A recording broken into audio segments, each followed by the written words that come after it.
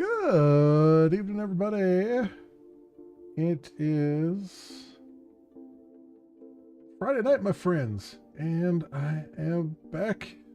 We're going to get back on the saddle here and get back to some coding as we do. Let's see if this works. It does. Cool. Although my camera keeps wanting to go that way. Welcome on in, everybody. Welcome. Hope everyone is doing well. Hope you're all healthy, happy, and all those things. Hope you're all looking forward to the weekend and had a good week and are just generally kicking butt and taking names. It's been this week has just gotten away from me. It really doesn't feel like it's Friday already. I'm glad it's Friday, but it doesn't feel like it. It's I don't want to jinx it, but I feel like I finally got a mechanism by which I can actually get some focus when I'm working during the week.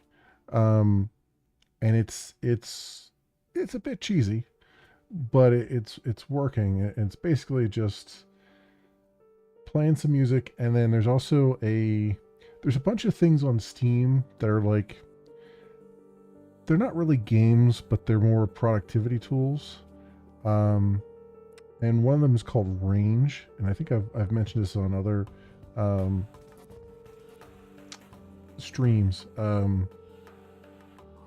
Basically, it's the most even keel thing in the world. It's just an animation of a car driving in an environment, and you can basically, it has a timer, so you can set it's the whole there's a word for it. It's like focus management tool kind of thing, where you set a timer. I set it for 40 minutes, 45 minutes seems to do well for me.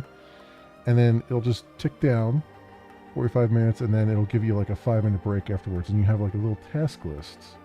You can write out your tasks on it, and you can check them off as you do them and all that stuff. So it's like a productivity management tool. And it's the simplest thing in the world.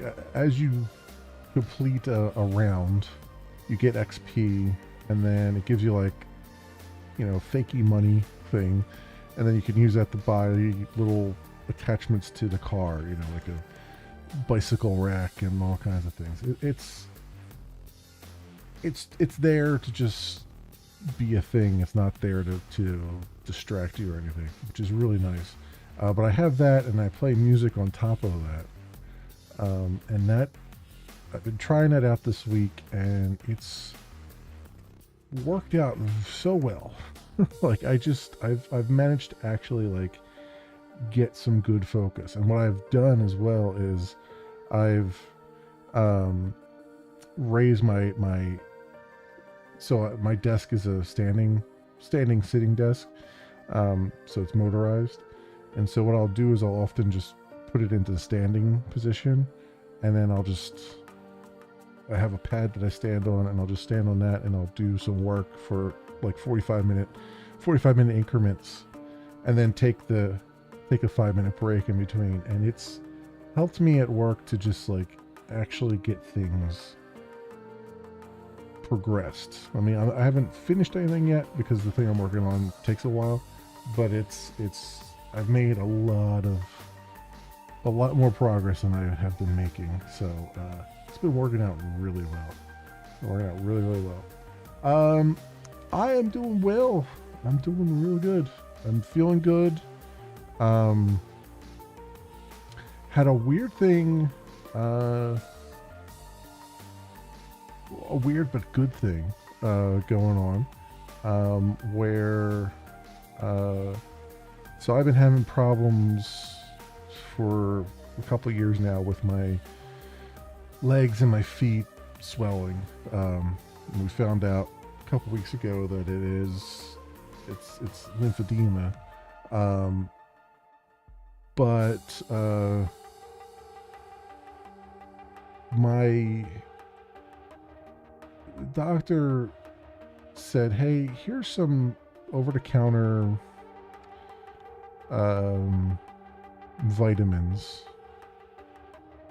Not really vitamins, but they're, one of those things." She said, "Go try, like, buy this specific thing, supplements, I guess they're called. Buy this over-the-counter supplement, take one a day, and just see if it helps. And it's supposed to help with, like, circulation and all that stuff." So like, yeah, why not? I mean, it's over the counter. The doctor said to try it. Why not? So I've been doing that for the last week. And this morning I woke up and my legs and feet were normal size. Which, even after when I lay down and I wake up at first thing in the morning, the swelling's usually down. But it's not, there's always a little residual, like the side of my foot, even though the top of my foot is not swollen, but like my ankle will still be a little bit swollen or something like that, or my leg will still be a little swollen, particularly my left leg. I woke up this morning and I was walking around and nothing. They were like normal. They're a little swollen right now, mostly because it's nighttime, and I also, I tend to see it swell a little bit more at nighttime, but also because I've been sitting for a little bit of time here.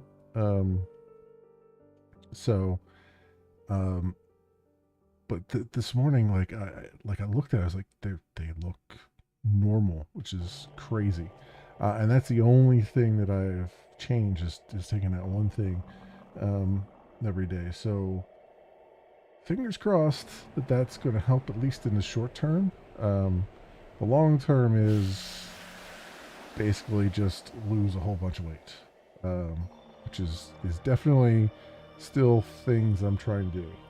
Still a thing that I'm trying to do. But if I can at least get a short-term win with that, that's awesome.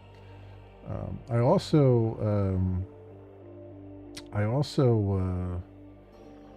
was so astonished that my feet were fine that I was like, let me take my blood pressure, because I also have hypertension. And I hadn't yet taken my medication because it was first thing in the morning. So I was like, let me just do this. And I was 124 over 67, which is, for not having had taken any medication yet or anything, really good for me. So I'm hoping good things are happening with all that stuff. And I'm still exercising and all that stuff, getting my runs in, and stuff. And I'm looking at maybe doing it maybe a couple days a week, instead of running on the treadmill, maybe doing one of those YouTube videos where they lift weights, like dumbbell weights, and see if that does something, give me something a little bit different to do, and give my legs a chance to kind of heal in between sessions and stuff. So we'll see how it goes.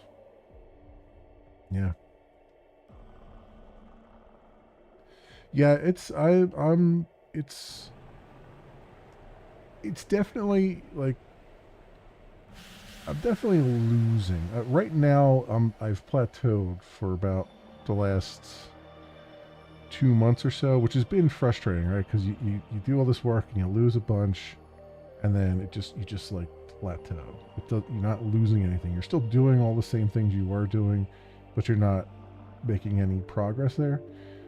But from what I've seen and from what I've experienced, it's even though my baseline weight is not going down, that usually means that there's other things changing that I don't fully grasp right away. And a lot of times it's just like I call it the consolidation phase. I tend to go through this phase where it's my weight doesn't go down, but like my waistline starts to reduce a little bit, or there's some other kind of consolidation that happens. Um, so and definitely my clothes are like, it's getting to the point where I'm like, I should probably buy a belt because they're getting real loose. So we'll see, we'll see. And then with the summer coming, um, I'll likely be sweating a lot more, um, and so that'll just kind of help in general. Because I'm nothing if not a sweater. So, so we'll see how all that rolls out. But yeah, I'm feeling good. Um, physically, I'm feeling good. Trying to, still have a lot of not really stress, but like a lot of things I just need to sort of do and sort of get done. There's a lot of like a lot of, and I'm not just talking work, I'm talking like around the house here. There's just a lot of stuff that's like, I have a lot of old electronics and stuff that I need to get rid of, but I can't just toss them because they have to be recycled. Like it's law that they have to be recycled. And unfortunately, it's not easy to actually get them recycled, which is just hilarious when you think about it. Like they put all these rules in place to say you must recycle electronics, and then they don't give you an easy way to recycle electronics. You have to you have to go find places that'll do it. You have to jump through all kinds of hoops. It's crazy.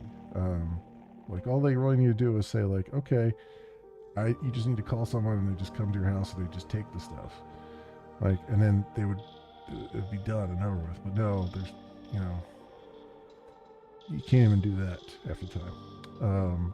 So a lot of stuff, so a lot of that's kind of building on my brain where I'm like, with all these old computers and everything, I need to take the hard drives out of them so that, I could destroy the hard drives myself. And I gotta like package them up in boxes, and then I gotta find a place to take them and let them, to get recycled and all kinds of stuff. So it's just been kind of I still have that working on my brain along with like just the normal stuff as well. So, as far as the uh, as far as the hobby coding is going, at some point I do need to get back to the streamer bot that I was working on. Normally I'd work on that on Friday nights here. My problem there is, and I've mentioned this before, I just basically have writer's block at the moment. Um, I know what I want to do. I don't know how to do it, and I don't know where to start. Um, so I just have to, and I haven't had any time outside of streams to just kind of sit down and mull on it. And that's really the thing I need right now. Perhaps I'll get some time this weekend maybe to like just kind of stare at it and just be like, where do I want to go with this? How do I want this to work? This kind of thing. So instead, we're gonna work on some more Vulkan stuff here. Um, Last time we were together, I went through For Good or For Ill, and I moved a lot of the structure population stuff to like a set of utility classes, structure utils and stuff like that. Now, I know that this goes against object orientation, object-oriented programming. I mean, this flies in the face of object-oriented programming. And I do this not because I want to, not because I necessarily like the way this is, but I'm doing it this way just to kind of wrap my own brain around what is going on. Because what I've done is I've taken a lot of this stuff was kind of scattered to the winds is not really the word I want to use. A lot of it was just kind of difficult to visualize. Like I knew that I was doing similar stuff over and over and over again. I mean, it's different structures, but it's a similar idea, just kind of over and over and over again. And my hope here was to kind of, by taking some of these things out and kind of spotlighting them, that I could better get a picture in my own brain of the basic operations that are happening and whether or not any of these operations could be combined in a way that the tutorial doesn't have them combined. Because I think one of the things that I think is going on with this tutorial, and I don't know for sure, but I think what I'm seeing with the tutorial that I'm following is that I think they ended up putting a lot of stuff. They ended up stuffing a lot of stuff into singular classes, like not singular classes, but a lot of stuff into the same file. And I think they did that just to make it easier to write a book about, right? Like it was easier to, if you shove everything into one file, it's easier to kind of to talk about it in a book style format, and not necessarily that's not necessarily the place you really want that stuff. They do have some objects set up, and they have an idea in their brains, the authors that is, of how this stuff should logically fall together. And I'm not saying they're wrong. I'm just saying that I'm not following. I'm having a hard time following it.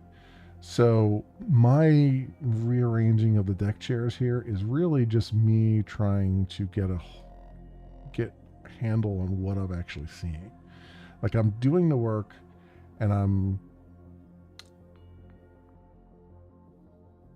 understanding line by line what I'm doing.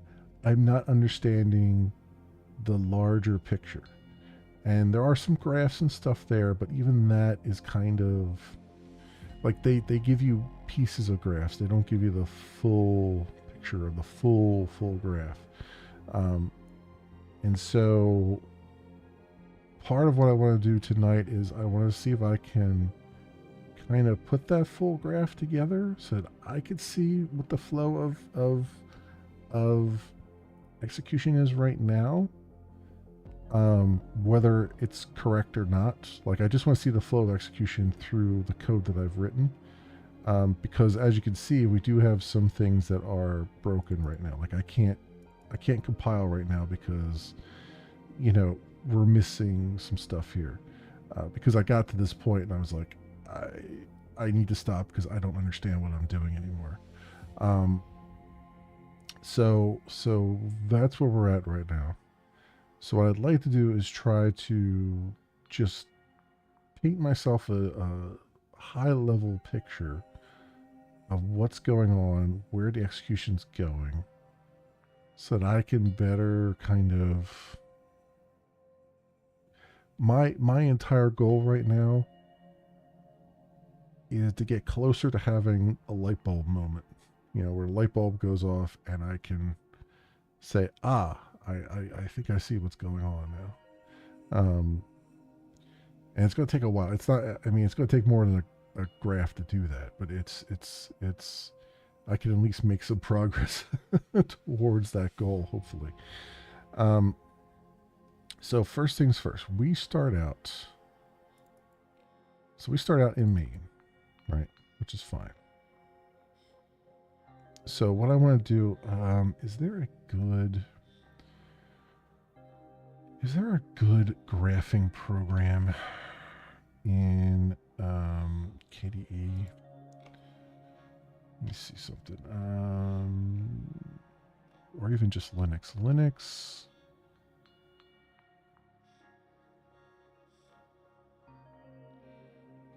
Flowchart. Tool maybe. Diagramming tools for Linux.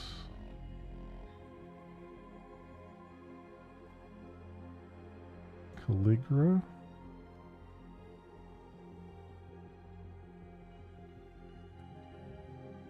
Pencil.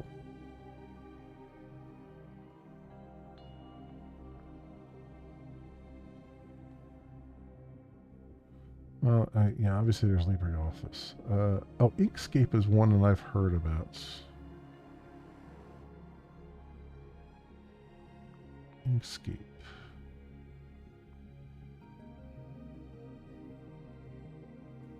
Maybe we'll do that one.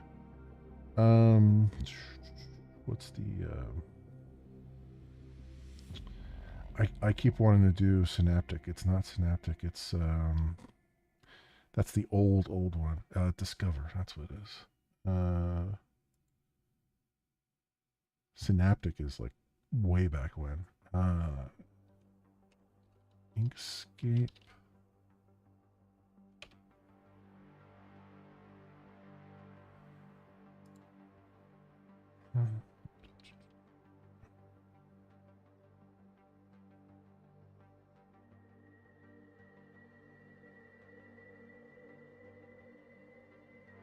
All right, let's see what this is like.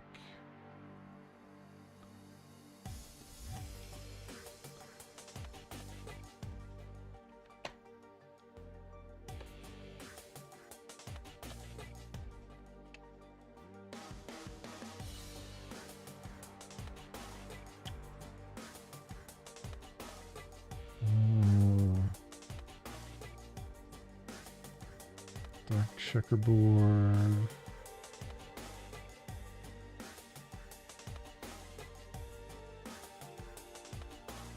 I guess colorful, sure.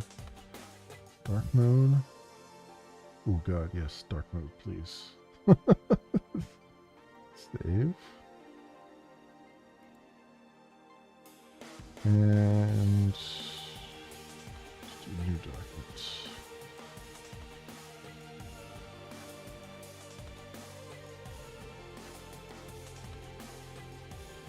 Can I get a...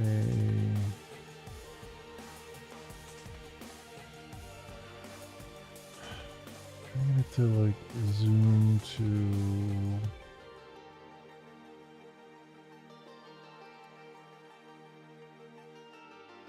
fit width or something.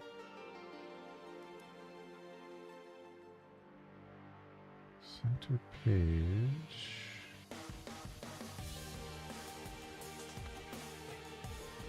No, page.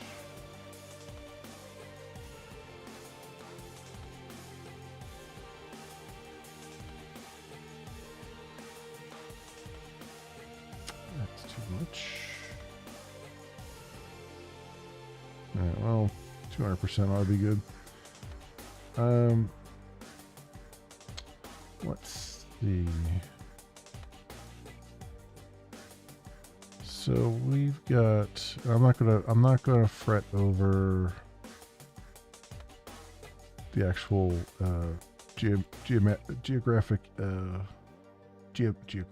geometric. I'm not gonna fret over the actual geometric objects. I just wanna paint a picture here. So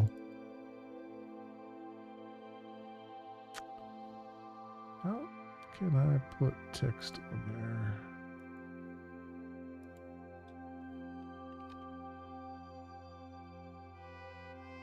Have to keep switching between that and the text mode? I guess I do. Oh, great. You don't automatically switch to text that I can see, huh?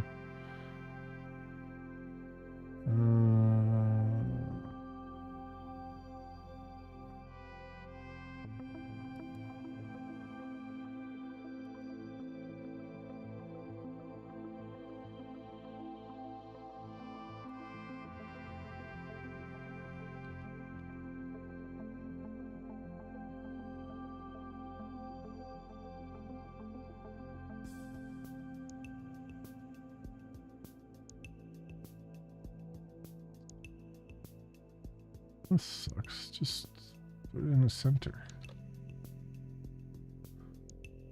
Why isn't things like automatically center and stuff? This is a terrible program.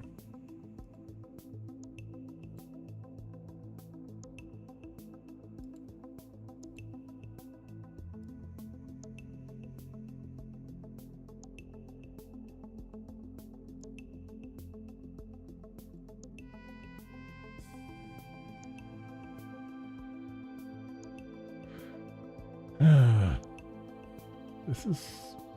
I've heard good things about it, but this is a pain in the ass compared to just like...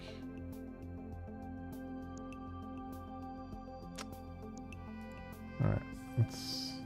That one sucks. How about, what do we have? LibreOffice Draw.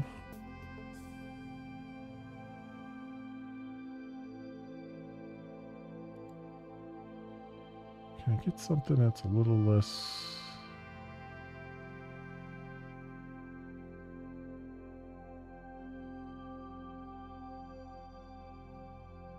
a little less bright here?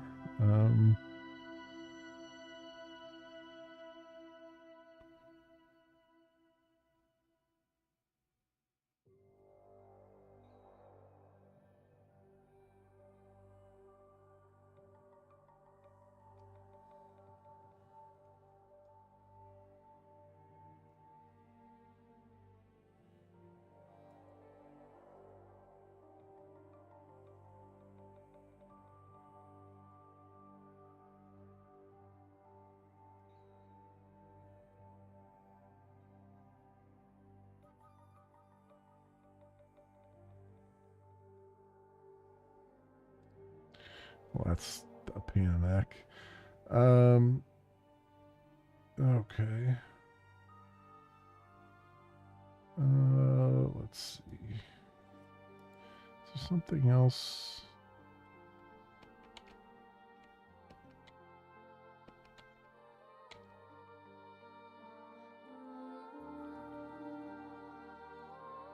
A bit easier to deal with.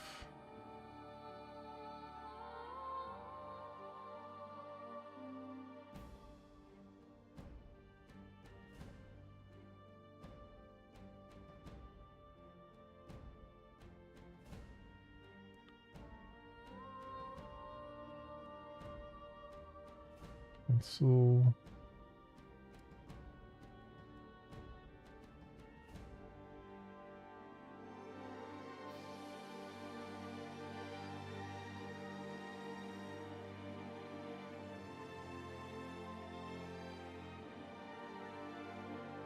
Did I already install Pencil at some point here? I think I did. I did, actually.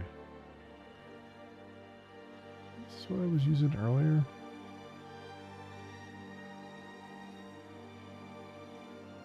Huh.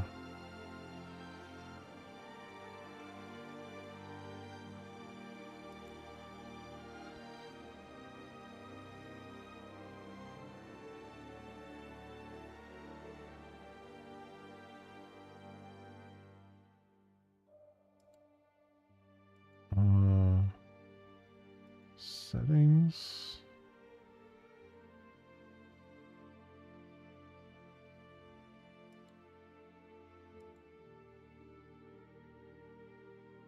It uses Inkscape for the SVG editor command. I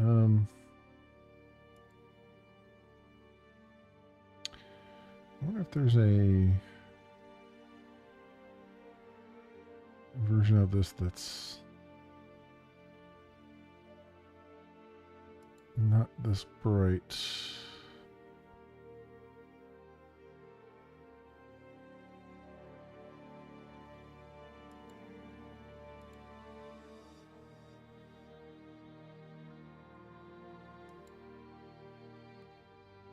It's got like rectangles and stuff, which is good. But can I...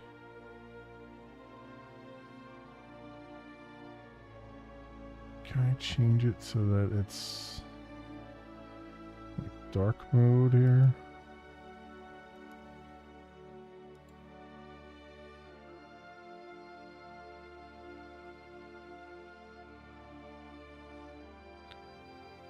This is really, really bright.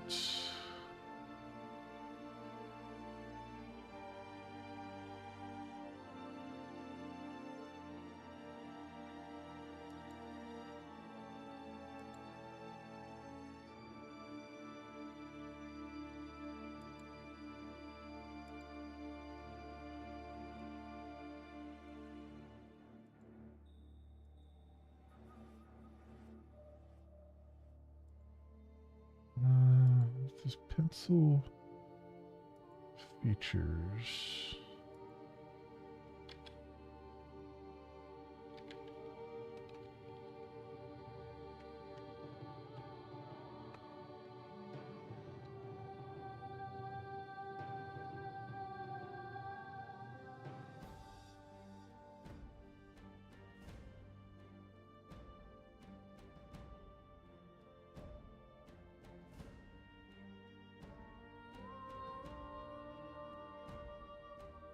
Pencil 2D.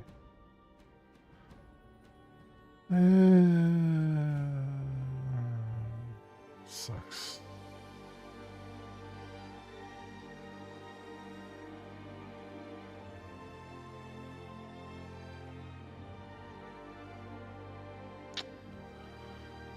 That really sucks.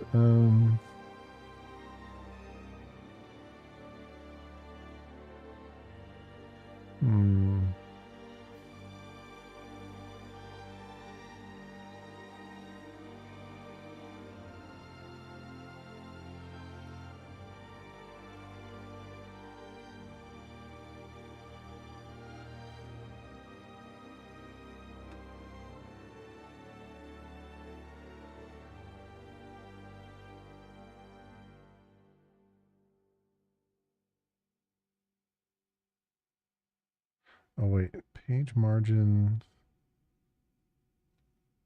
color.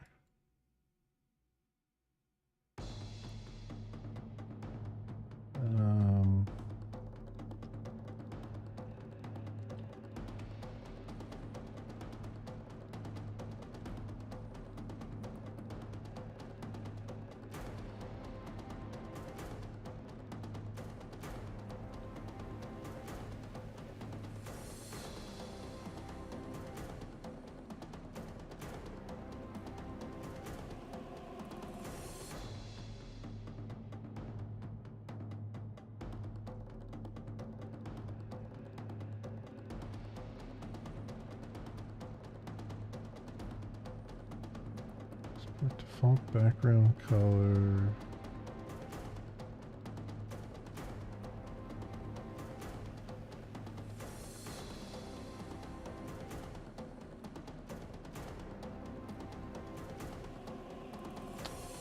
Too much there.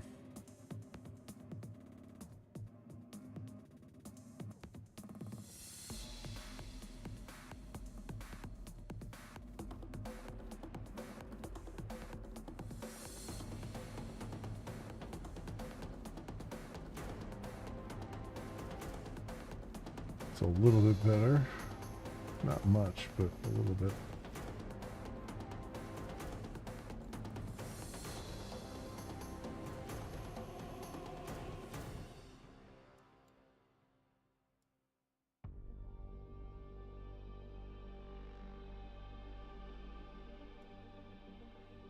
Easier to put text on here anyway.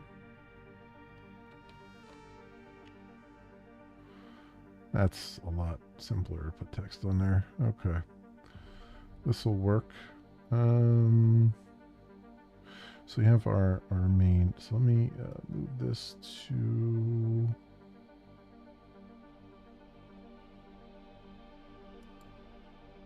extra. There, okay.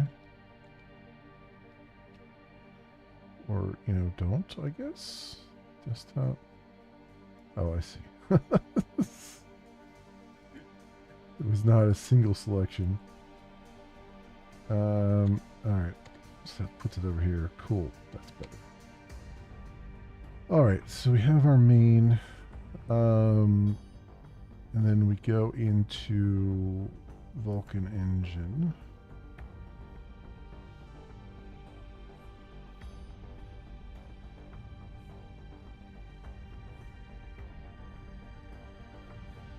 Engine. So we do. So Vulkan engine we have off of that Vulkan window and Vulkan renderer.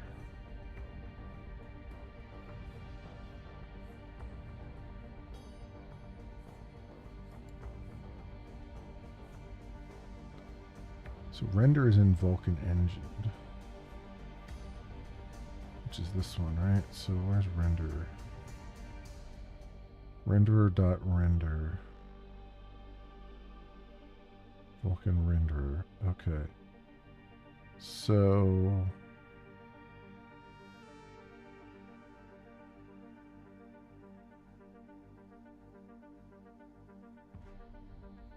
Vulkan engine, Vulkan window, Vulkan renderer. All right.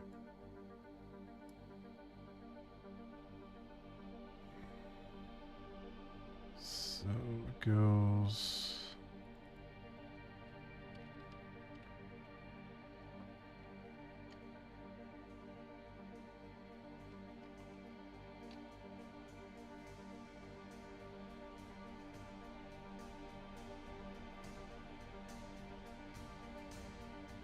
Engine. Vulkan renderer. Hey, Tech, welcome on in. Would Oblivion Remastered work on your mini PC, and would Tainted Grail also run it? I have an idea to test if they do. So I tried. So I've been playing Tainted Grail on the mini PC in Bazzite. So that's been running on there.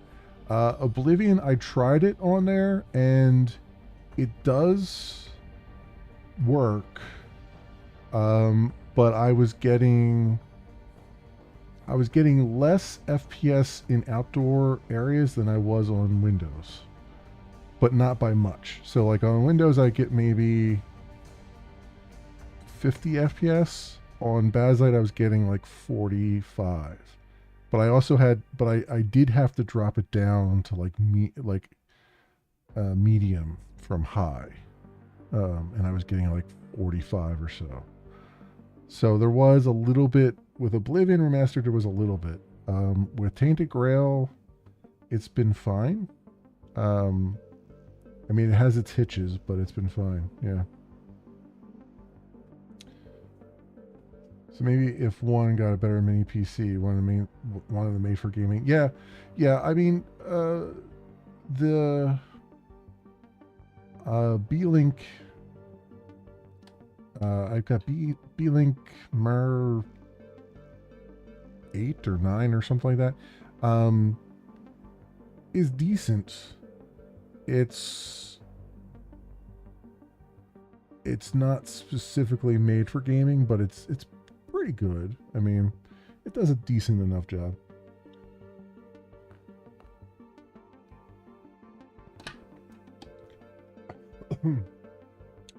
Our idea was get one costly mini and one mid-grade one to replace your big PC for most. Yeah, so that was kind of how I'm going too. So I've got the big PC build is still going on. I'm fighting with getting the power connectors onto the motherboard and stuff, because I don't feel like I did everything in the wrong as I usually do. I did things in the wrong order. So now I'm like struggling to get my fingers in and connect the power connectors and stuff. And I don't feel like pulling the radiator off to, whatever. So that's kind of the way I'm going. Like for the mini PC, I'm putting stuff on there that is like a couple years old, like some of the older games that aren't as, or not some of the older games, some of the older games, but also games that aren't as graphically intensive. I'm putting those on there, and then my hope is that the new rig, I'll be able to do, like, I want to do Cyberpunk. I basically have built this rig so that I can actually finally freaking play Cyberpunk, because I could not play it on Windows. It was so horribly framey. It was driving me nuts, you know?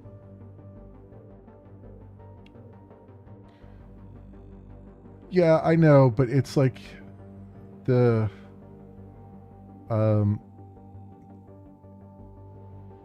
it's a weird angle, because like the problem that I'm having is that when you pull all the cables out of the boxes, they have no flex in them. Right? They keep wanting to, they keep fighting you every time you want to flex them into place. And so, like, yeah, it's getting the needle nose pliers, but then you also have to kind of hold on to something to try to, like, get them to stay in place so you can get the, it's, I'll get there. It's just, it's, you know, it just starts to piss you off after a little while. You're just like, I gotta walk away from this. It's driving me nuts right now. And then come back to it. But I have been using, like, the needle nose pliers and stuff for it. And trying to get through that. Ironically, I bought an iFixit.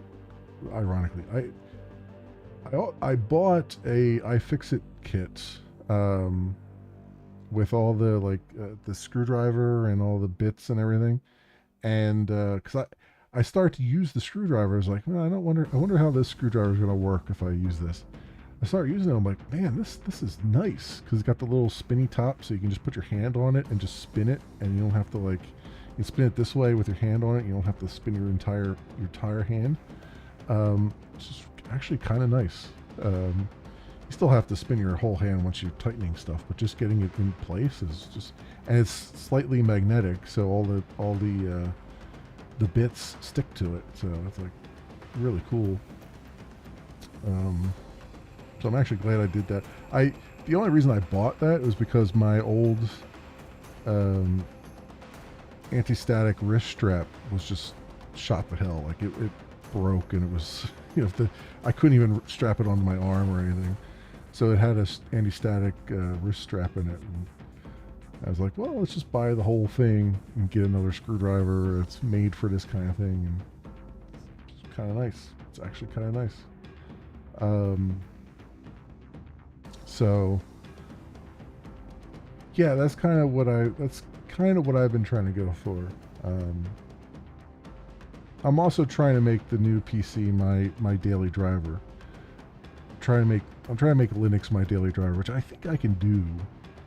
I think the only thing that's going to maybe give me some problems, like, there's probably still going to be a few games that give me some problems, which is why I'm dual booting. But I think the only other thing that might give me an issue is video editing. KDen Live is apparently really good, but it has no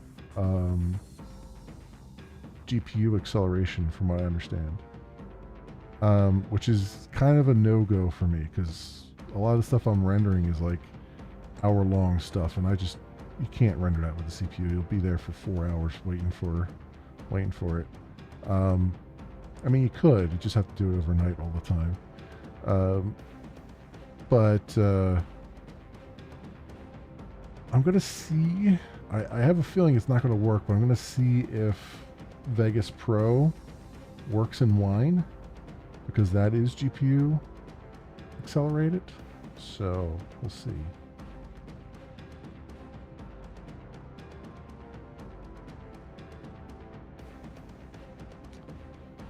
Star Citizen needs a PC? Oh, really? Well, I mean, I did get Star Citizen launched on the mini PC. I didn't get very good frame rate, but I did launch it. I am kind of curious to see if I could get it. I'm kind of curious to see if I could get it working on the newer PC. Um, like at a decent frame rate, but yeah, we'll see. I don't know. Given the latest happenings in Star Citizen, that's kind of that's an interesting beast in and of itself.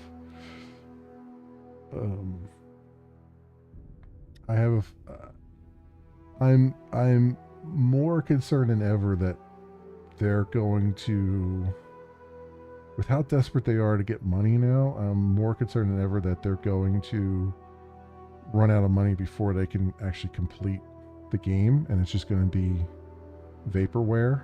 But we'll see.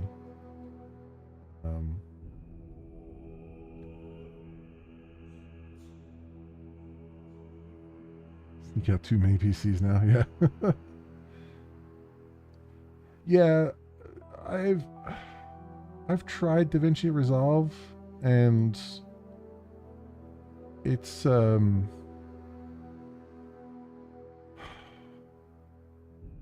it's a little too advanced for me. like I'm just stupid when it comes to that. Like every time I launch that thing, I'm like, I have no freaking clue what I'm looking at here. Like I feel so dumb. So I'm not opposed to using it. It's just I'll have to sit through some tutorials to figure it out, because it reminds me a lot of Adobe's whatever Adobe's product is. I forget the name of it now.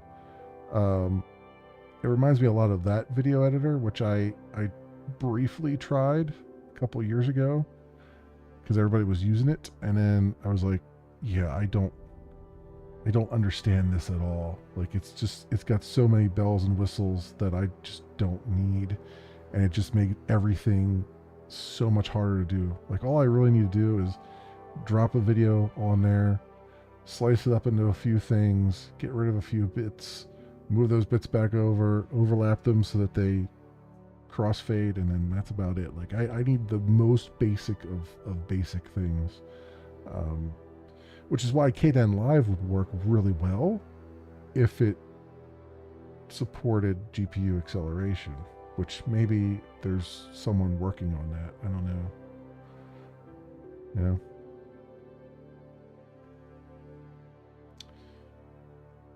Get a mini PC for a VOD server, then have one as a Windows 10 with DaVinci Resolve and edit away. Yeah, I mean, I've got network attached storage, so I could toss all the videos, and I do, over on that. So storing them's not a big deal. It's just the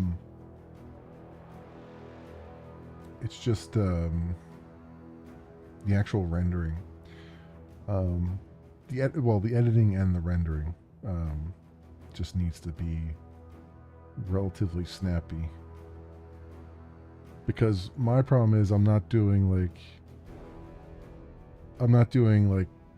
30-minute videos. I'm doing like often like hour-long videos, or I'll have like 7 hours of footage and I'll drop 7 hours of footage in there and then I'll split it up, you know. And once you start doing that, a lot of the editors just crap out, or, you know, things just get really, really slow. I mean, even Vegas chokes on a lot of things too. But it's usually good enough.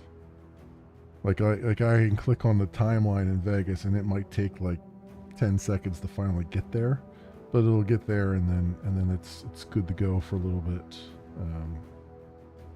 And I've just made it a habit of saving often, because it will just every so often decide, yep, I'm gonna die now. So it's not the best either, but it just like I said, I need the most basic of things. Like I just want, I don't need like ridiculous transitions and all this other stuff. I need a crossfade, and I need a fade to black. and an audio fader, and that's about it. Because I don't do anything crazy or off the wall or anything like that. I subscribe to the less is more crowd of things.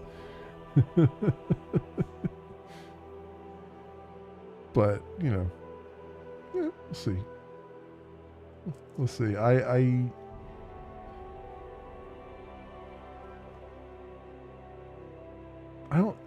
don't know if the mini PC could handle it. That's the other thing is like it's onboard graphics on the mini PC, like it's onboard AMD. So I don't know that that would ever be powerful enough to handle like video editing, but it might be interesting. Okay, Tech. Thanks for the lurk. I appreciate it. Have a good stream too. Um. So.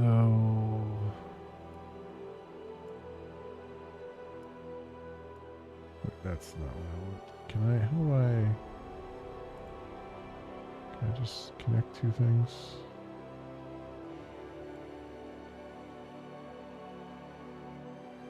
How do I connect? How do I draw a connecting line?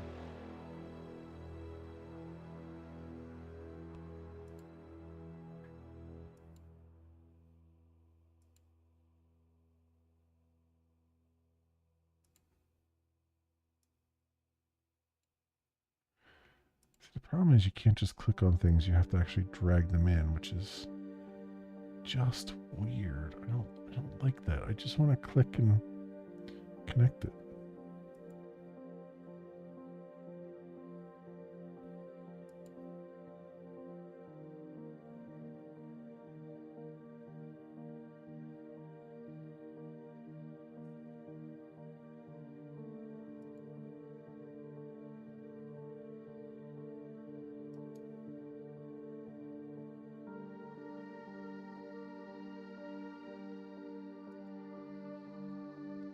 That's annoying.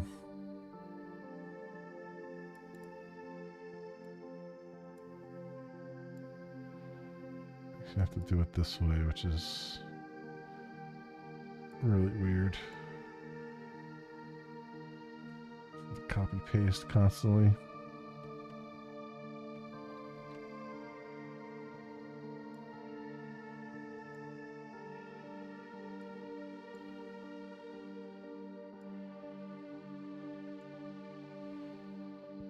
Why is that? I don't know why that's going back there again.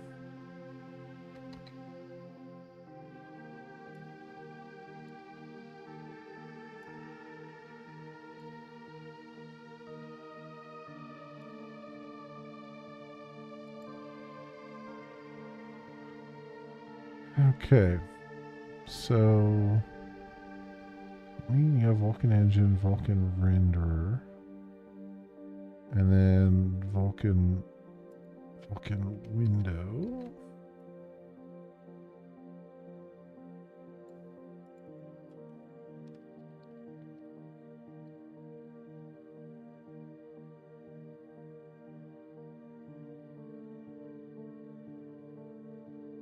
Right, which is window. When do I call Vulkan window here? I just passed that to Vulkan renderer. I do call window update and window poll events in the rendering loop. Okay.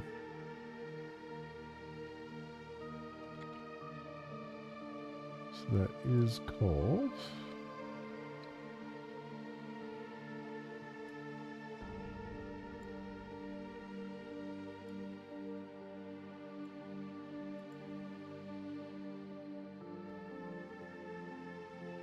Alright.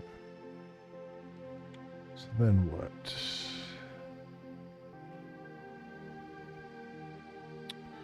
So all that goes through.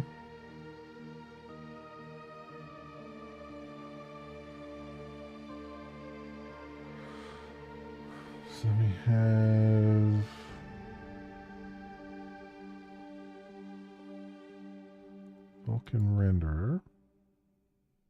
Ladies and gentlemen, station administration would like to remind you to keep children away from the airlines. So this calls load models, which is Vulkan model.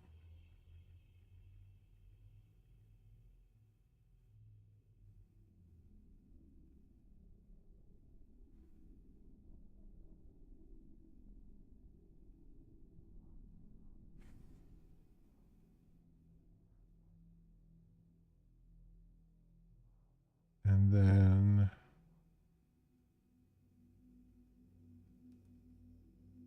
the renderer. Swap chain.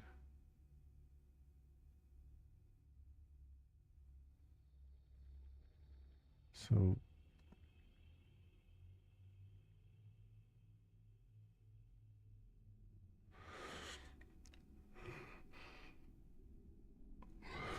okay.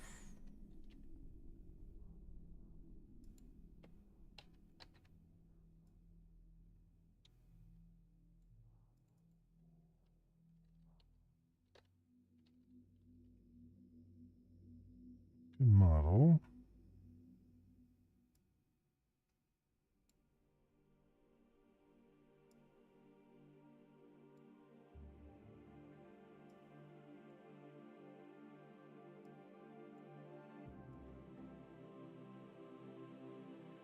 And then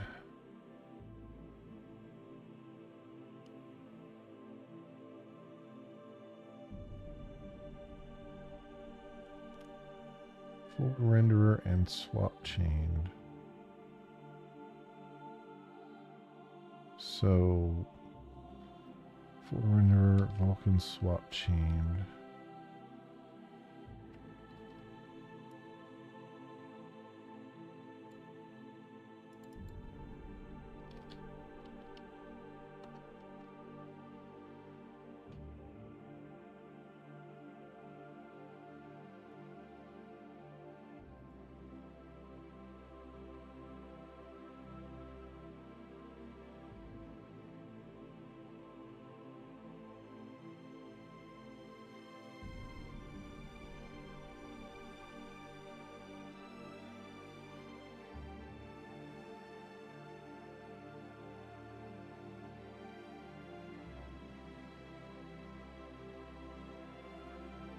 Okay. Vulkan swap chain.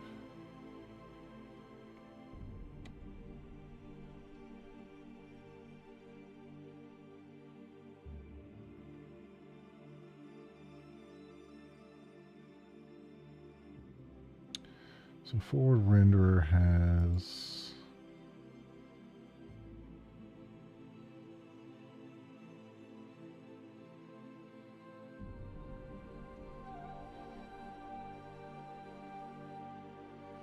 shader compiler.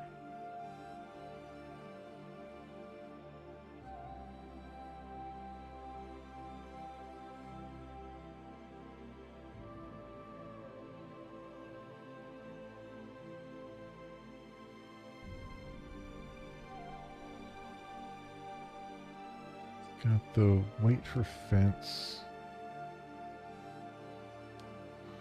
which is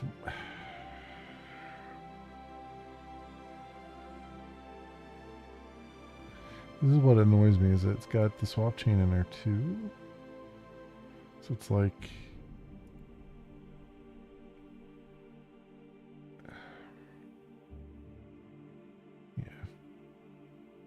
yeah, it just kind of annoys. Like, this is using the swap chain a lot, but then we also have to use this the swap chain in the other thing, which is just bugging the crap out of me. It feels like there should be something else there instead of all this kind of crossed wires kind of thing.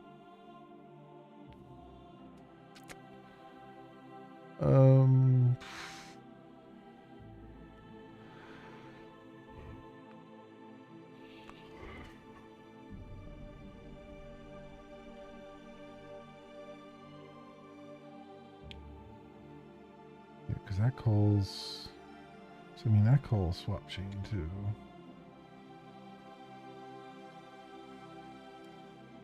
So we've basically got this.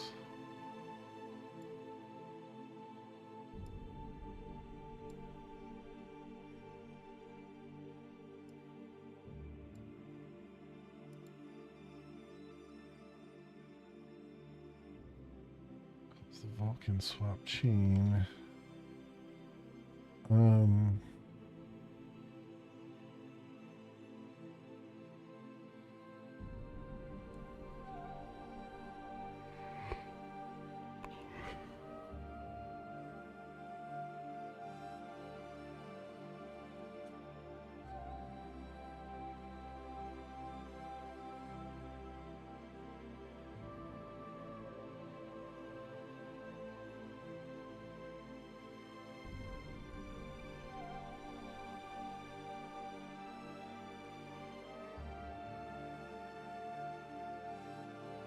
And then waits for the fence. So it's really fences.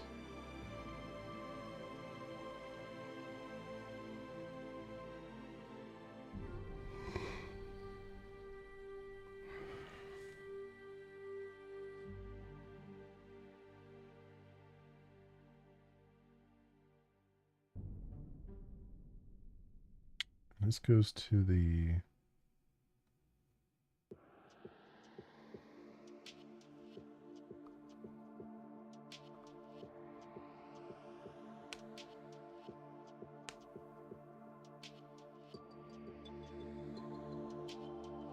pipeline.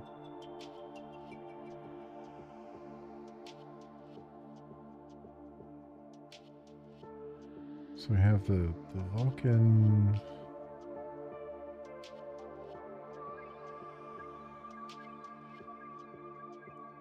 shader program and a list of fences.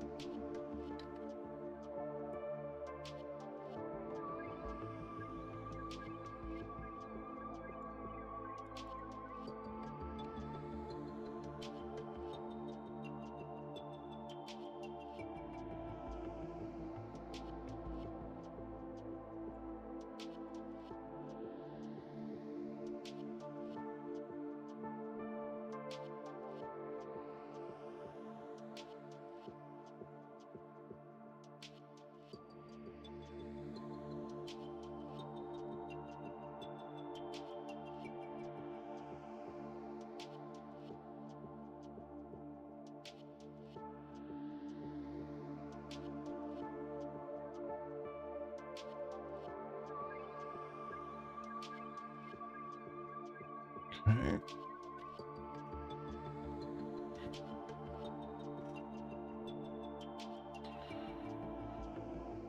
All right, so hey Ella, welcome on in. How you doing? How you feeling?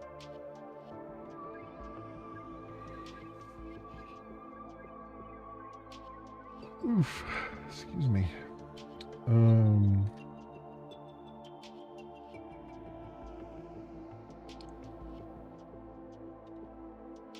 So I got so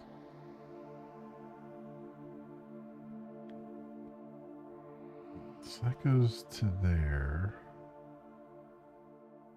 Vulcan swap chain, Vulcan command buffer.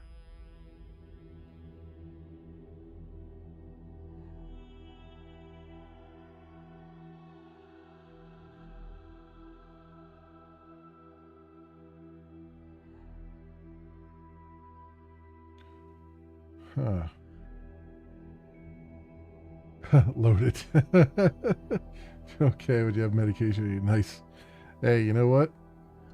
Whatever works at this point. Whatever works at this point. I'm doing good. I'm doing real good.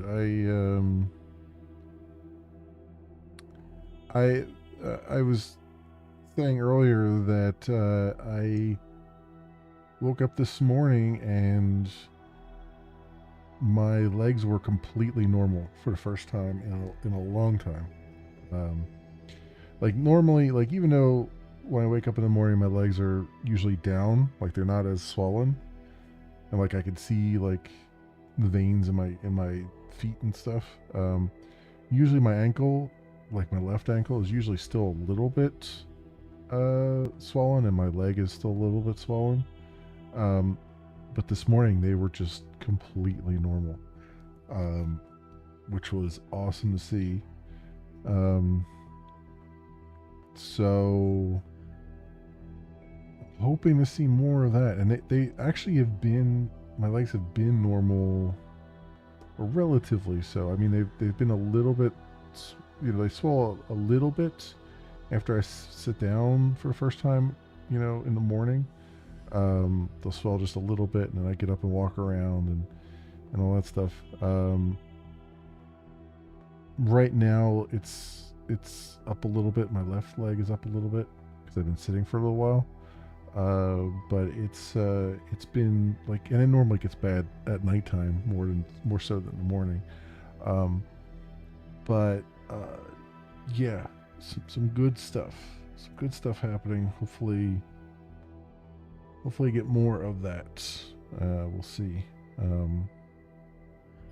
My only problem now is, well,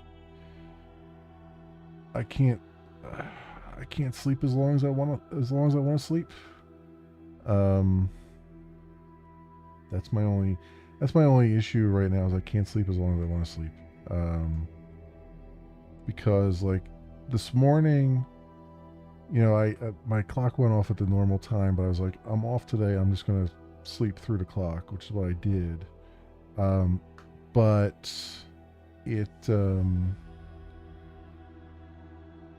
I only got like another hour, and that was about it. Even though I could have gotten a little bit more than that, because it just like my back started hurting me,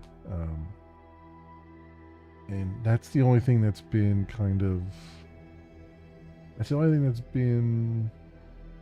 sort of stopping me right now. Is like I'm getting really good sleep. I'm just not getting enough of it. It's like I'm often waking up at like I'll get 6 hours of sleep, which is fantastic, and it's good sleep. It's not like the crappy sleep I was getting. But I can't. Oh, we're getting some thunder. That's nice. But I can't.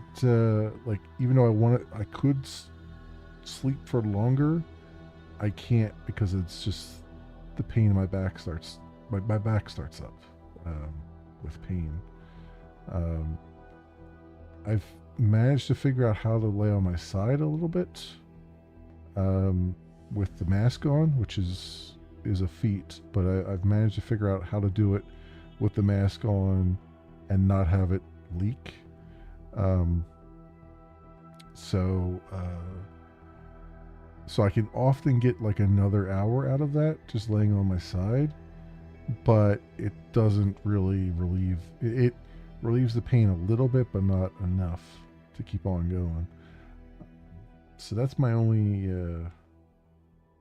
issue right now. I have a feeling that's more an old man issue than an actual legitimate problem, though.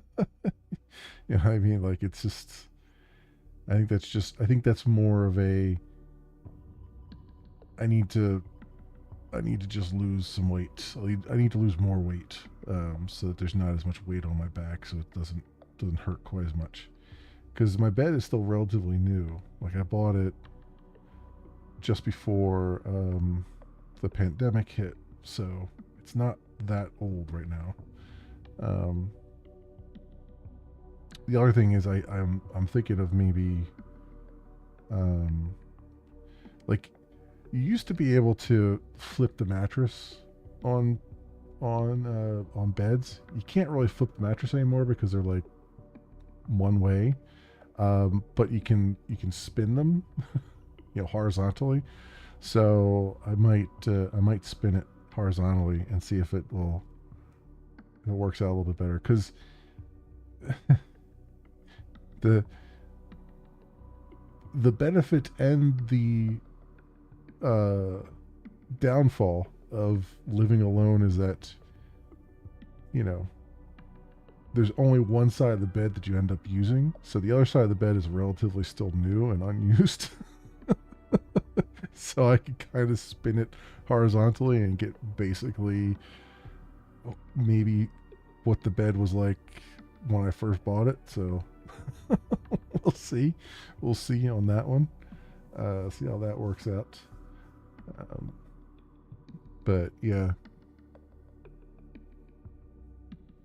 it's just the spinning. It's just a real pain in the neck because it's doing it alone. It's just oafy, right? It's just so big. It's a queen size, so it's just like trying to like move it yourself and spin it around. Even just to spin it around is a real pain. I mean, I suppose I could just sleep on the other side of the bed.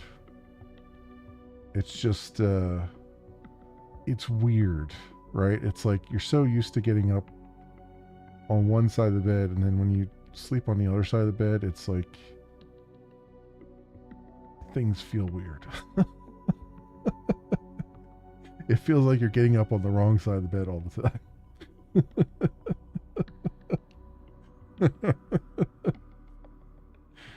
Like I sleep on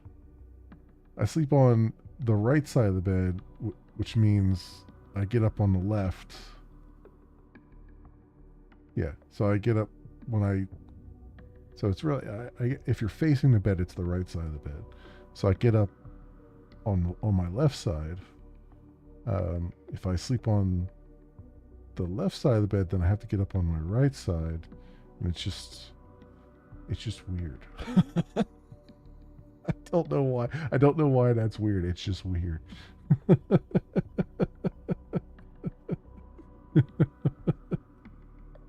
So that's why I'm like, I need to spin.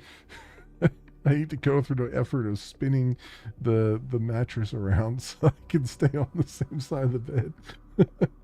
Plus, all like, my alarm clock and everything is on that side of the bed, and my CPAP machine and everything. So I don't want to have to swap all that stuff over to the other nightstand and all that stuff.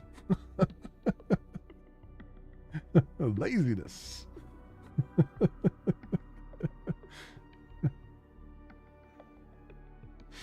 Oh man.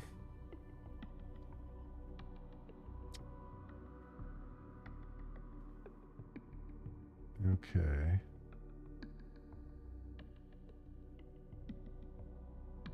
So this calls out to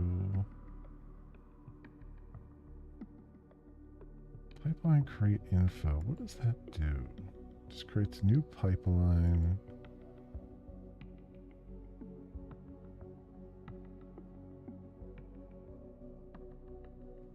And just puts it in there and then cleans up. There's like so many temporary things that you have to create and then destroy immediately. It's very, very, very, very strange. Swap chain render pass.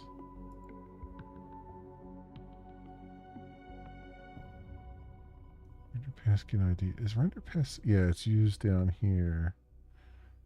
Initialize the viewport and stuff.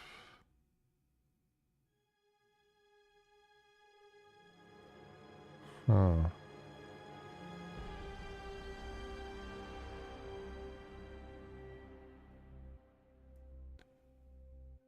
Semaphores.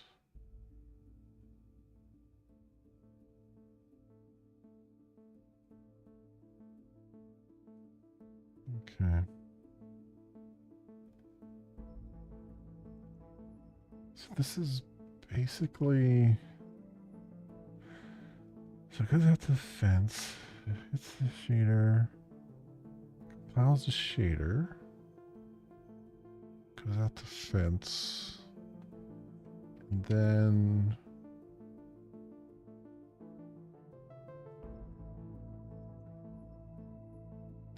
I still have to build out the rest of that.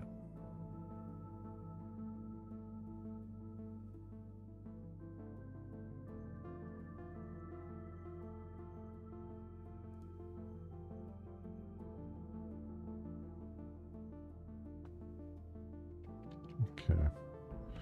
Let's save this as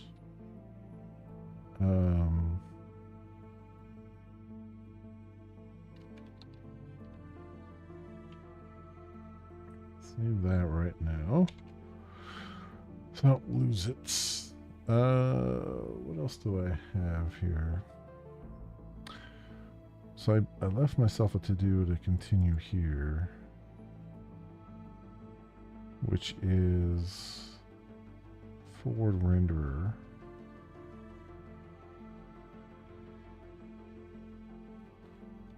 So if I look at the tutorial,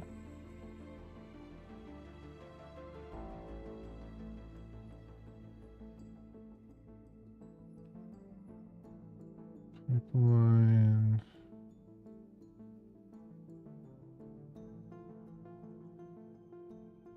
render activity. You know what? Let's look at the code.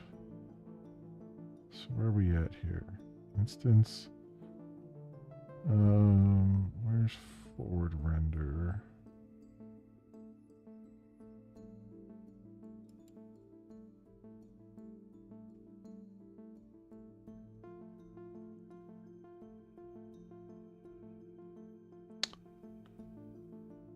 Okay.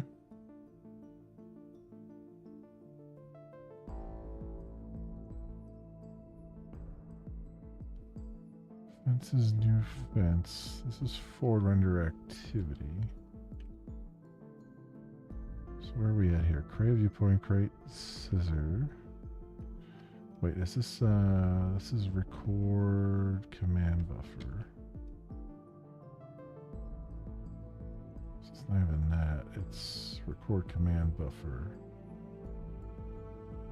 There's a viewport and the scissor. Okay, so that's doing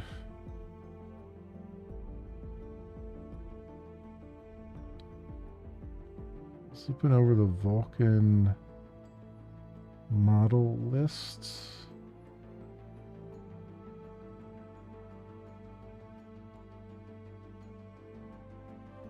And it's getting the vertices.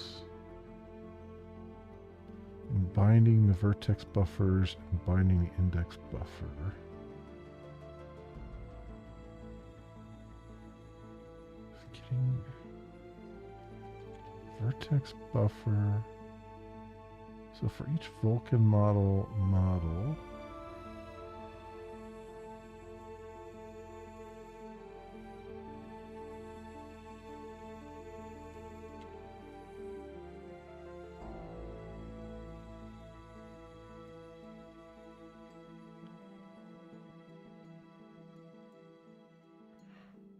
see, it's getting it from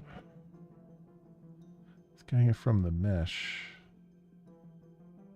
The vertices buffer from the mesh. Where do I have it at? Model. I have a mesh list.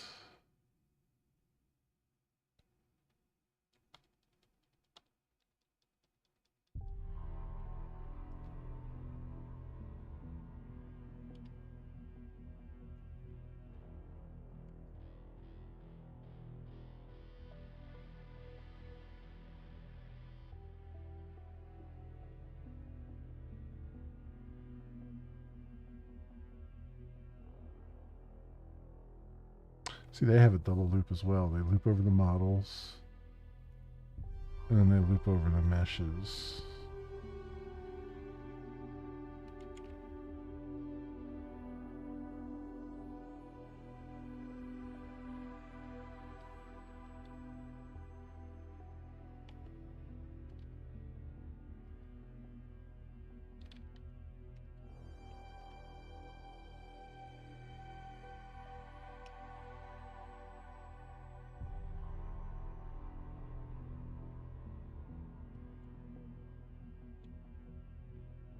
Vertex buffer, put 0. What are we doing here?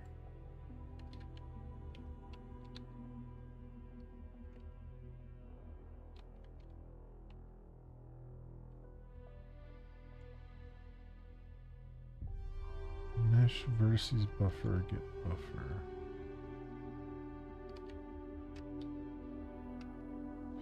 Let's see, where's the...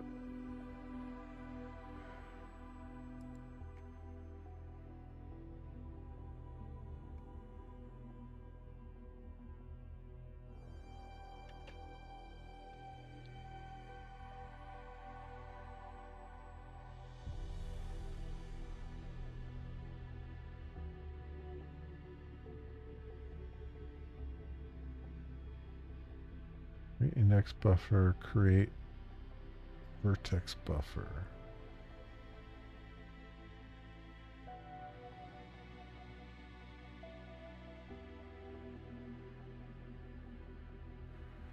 So I have prepare mesh here.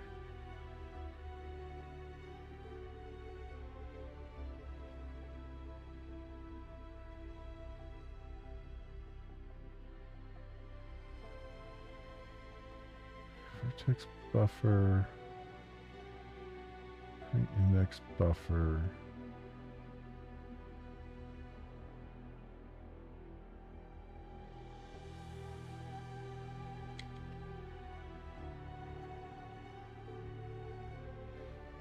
This is binding.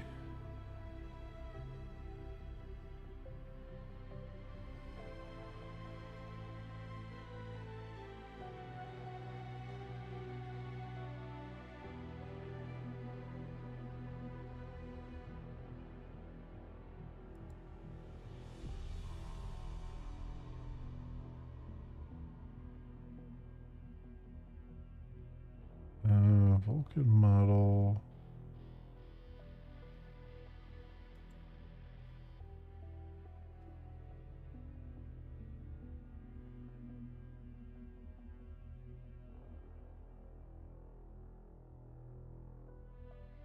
Vulkan mesh.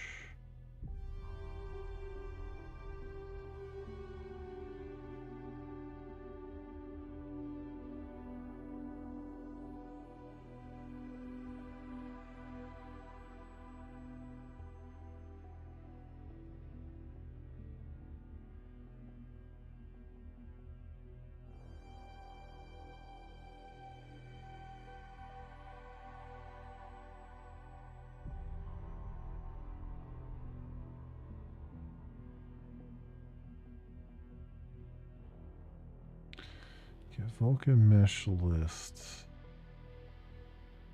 Vulkan mesh list.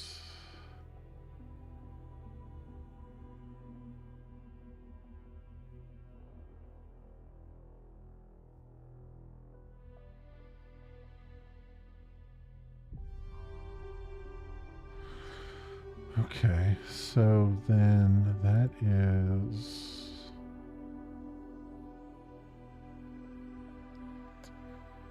just binding those buffers and get Vulkan mesh lists.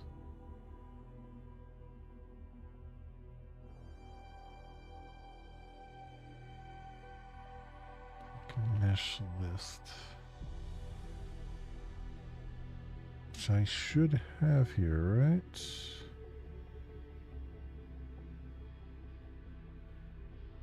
No, because I did this a little bit differently.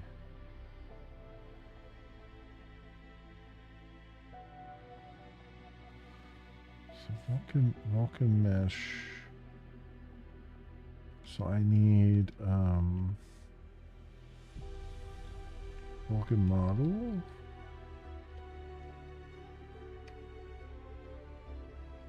Vulkan model has the mesh list. Right.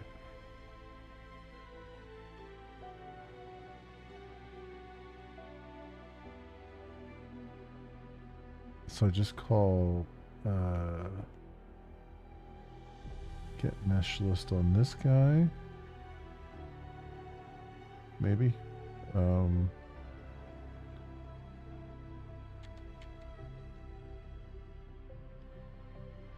model, so, oh, which I'm doing, get mesh lists.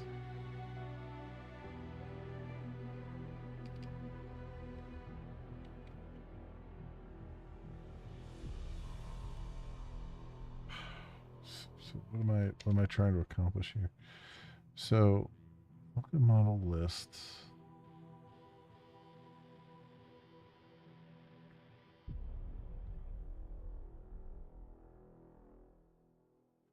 I mean, they've got to get Vulkan mesh lists. They're looping over that and getting the vertices buffer get buffer. Indices buffer get buffer.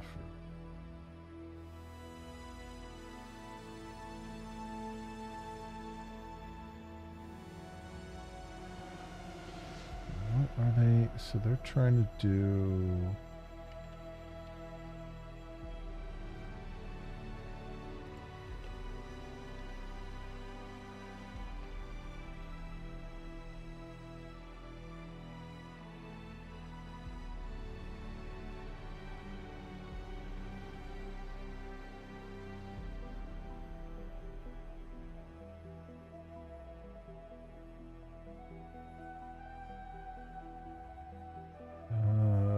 Oh, I put it under mesh.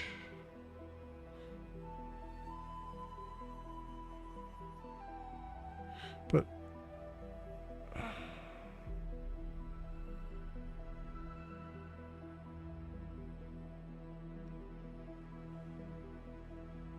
isn't vertex buffer what they want?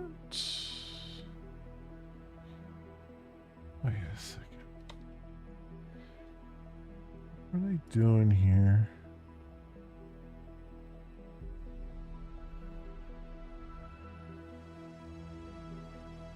Yeah, Vulkan buffer vertices model, Vulkan buffer indices model, number of indices.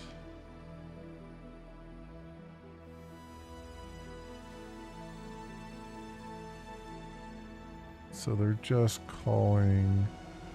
So they're calling vertices buffer.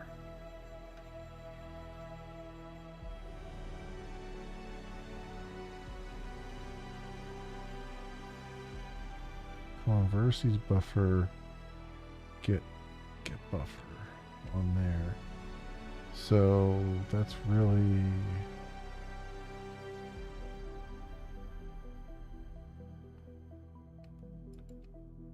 Vulkan buffer. Get buffer, okay. So it's really transfer buffers.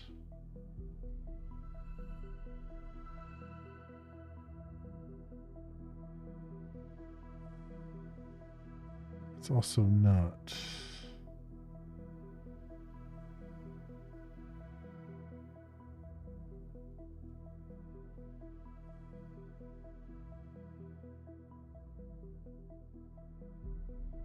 Switch buffer, destination buffer. So, vertex buffer. Why did I make them transfer buffers?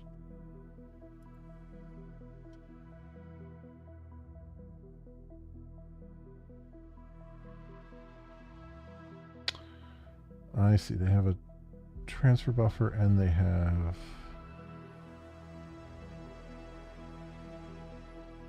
Vulkan mesh.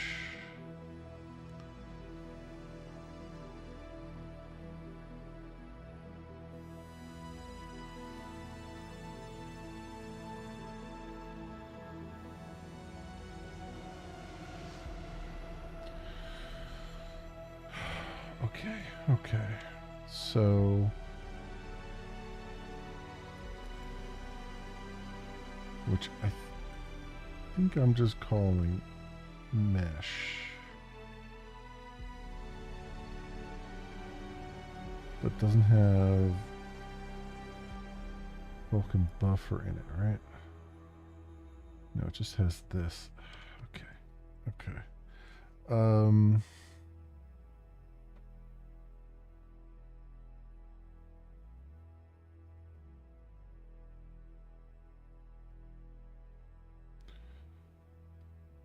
When do they populate the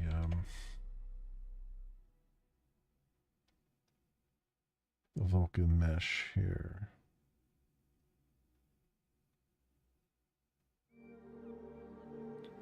Transfer buffers, transfer buffers.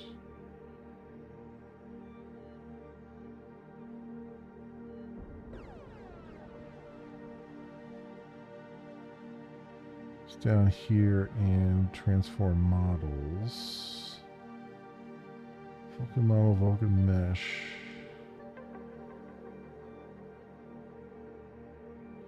It's doing, oh, they're going against the destination buffer.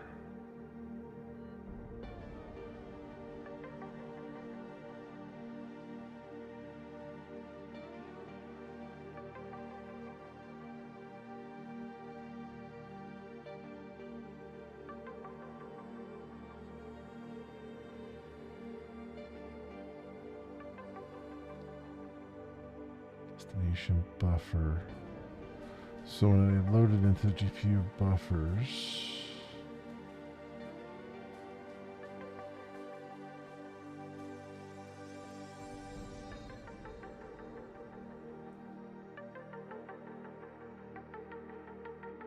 so where's that record transfer command? Let's transform models. Where did I...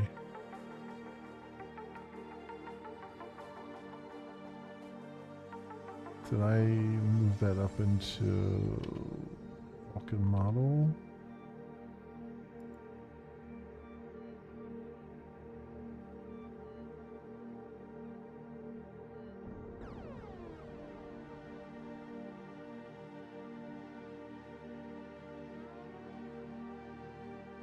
So I have a prepare mesh.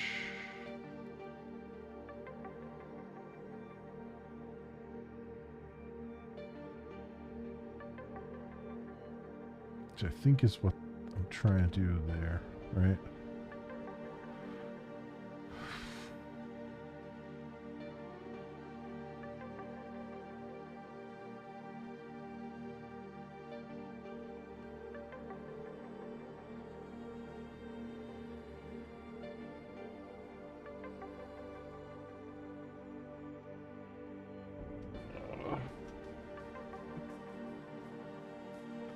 See. I have... So we're doing... Yeah, because we're doing the begin recording and an end recording there.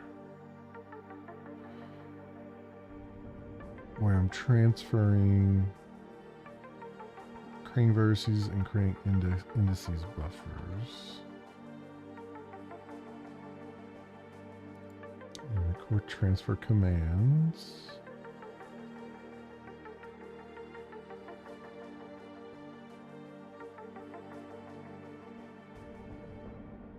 Which is doing the vertex buffer and the index buffer command. Okay. So I'm doing that all in prepare mesh. And then what they're doing in addition to that is grabbing the destination buffers and putting them into and the indices into there.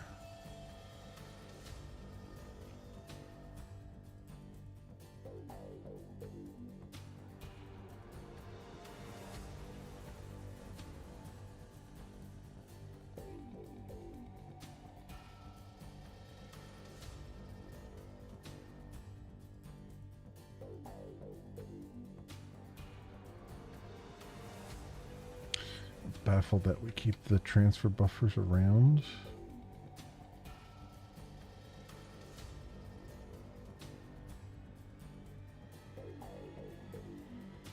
They don't.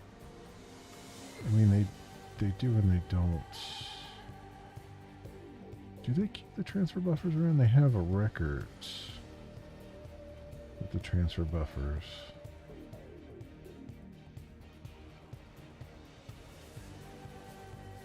But they don't actually keep them around. I think I did that. But in reality, I need to keep the destination buffers. And the transfer buffers doesn't matter.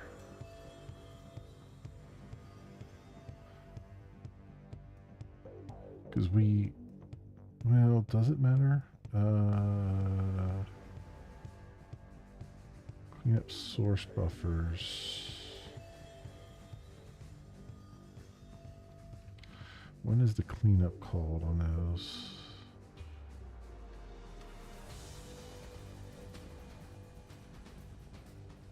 Mesh cleanup.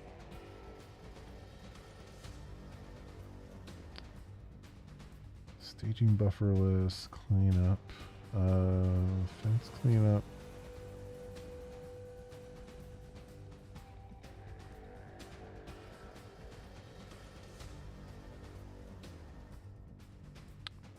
Transfer buffers. Transfer buffers.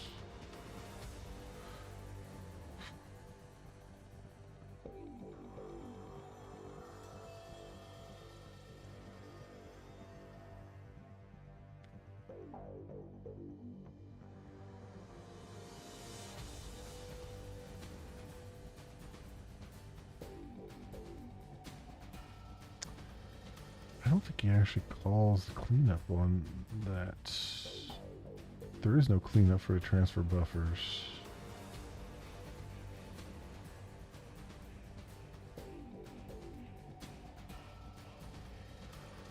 Because it's just taking references to the Vulkan buffer.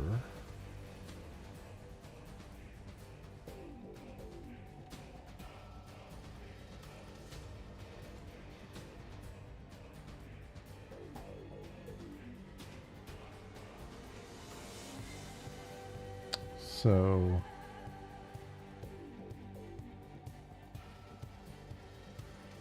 vertex buffer, index buffer on the regular cleanup here.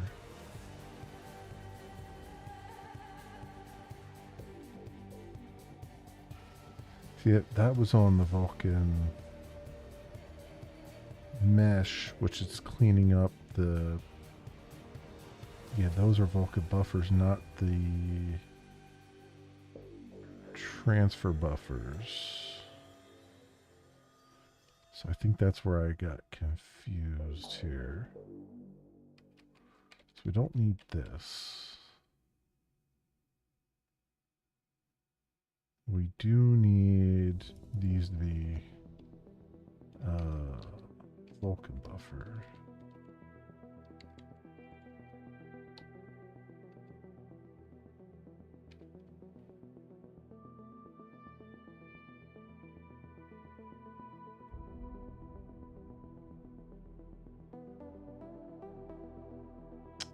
Index buffer.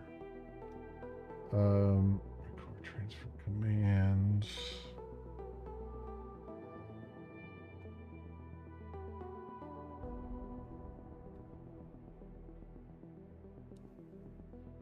Command buffer.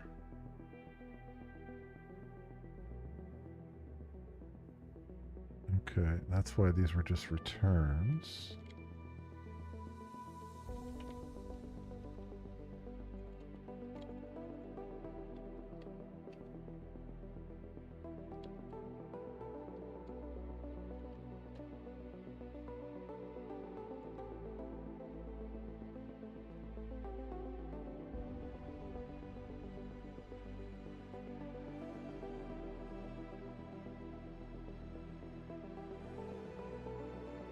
Okay, and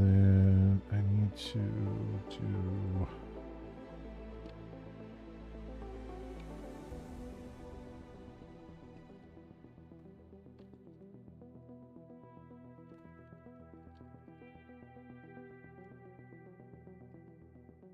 that.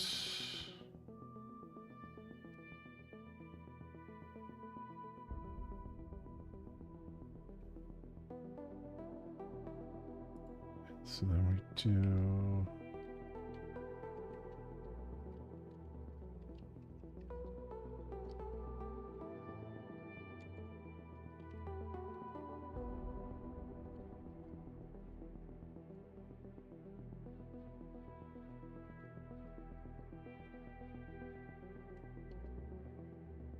that.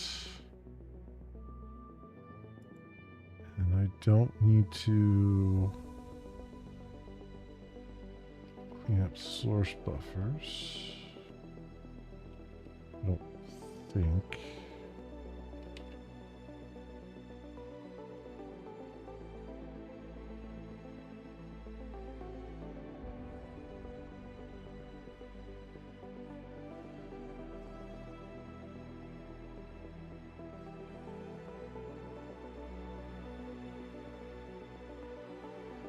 Station buffer lists, add source buffer, or transfer command. Oh, I see. So they added those to a staging buffer list in order to clean those up. The source buffers. Destination buffers they hold on to. So that's why they did that. Where's that at? That's at the end of the...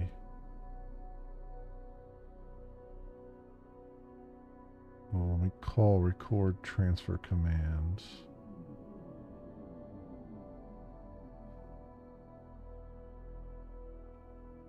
So I can just kind of put that in here. I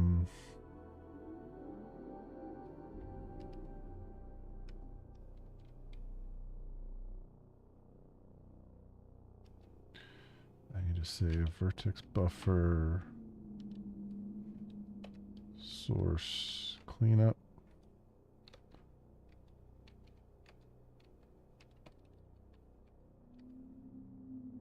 Let's call those right away, right? Because that's basically what they do.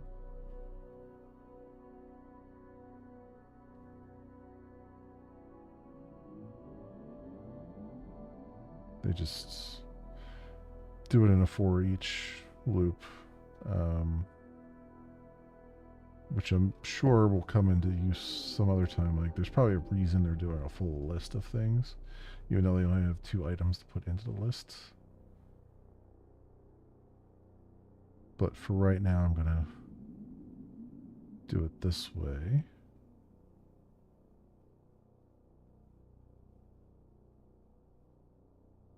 Okay. So that gets rid of this. Like that. And then these are regular Vulkan buffers now, which now makes more sense later on. And then mesh, I have to get the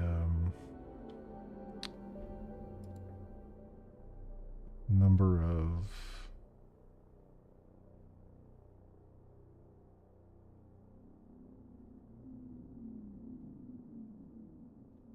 indices from the mesh. Do I have that one here?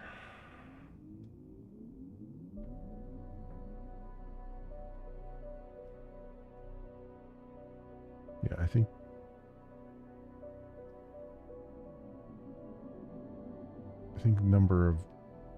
I'm calling it number of vertices, but yeah.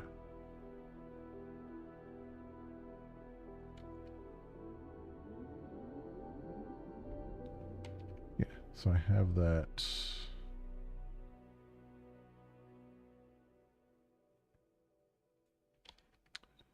Alright, so if we come back to...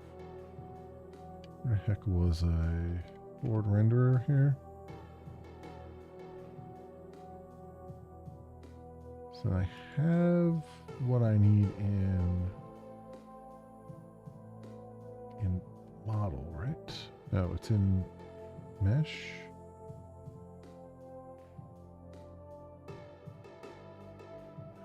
Buffer, index buffer.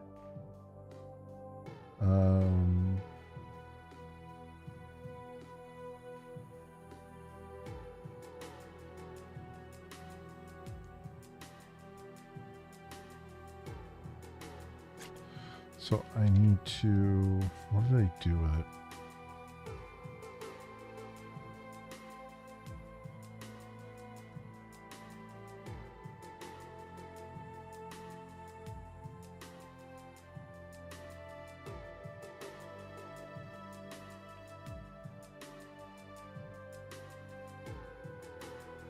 Command handle.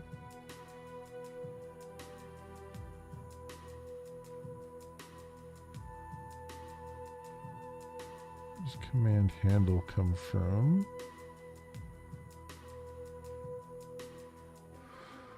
Right there. So,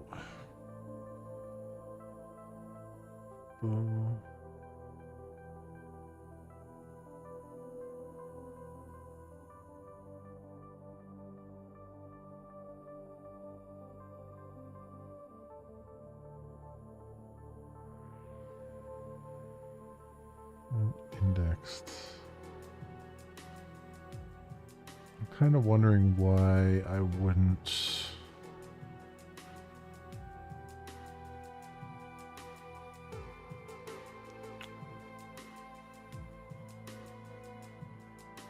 Just bind those.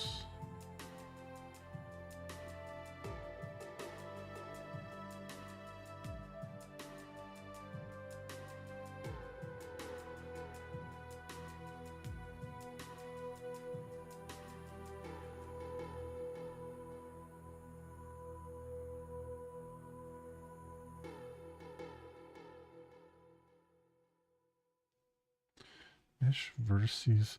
So what does vertex buffer? What is vertex buffer point to? It's just to go there, right?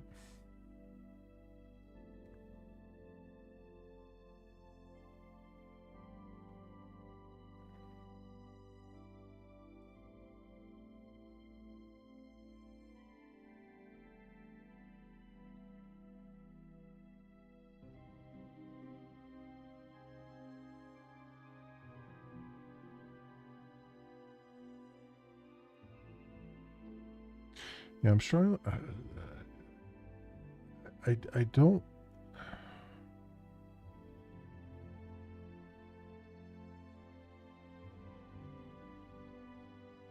I don't know why this is here. Like, I kind of do and I kind of don't. Like, this is a forward render activity. But it's manually digging into... It's manually looping over all the models. And then digging into the meshes. And binding the buffers. And I'm kind of like, why wouldn't I just... Why wouldn't I just call a method on the model that loops over its meshes and does this? And I just pass the command handle to it. And I don't even need the vertex buffer. Like, the vertex buffer can just exist in there, right? Like, inside the model. Because it looks like it's just a temporary variable that then just goes away. Like, you don't use it for anything else in this method. So it's just kind of... It's there just as a... Yeah, it's there as a temporary thing. So in the model itself...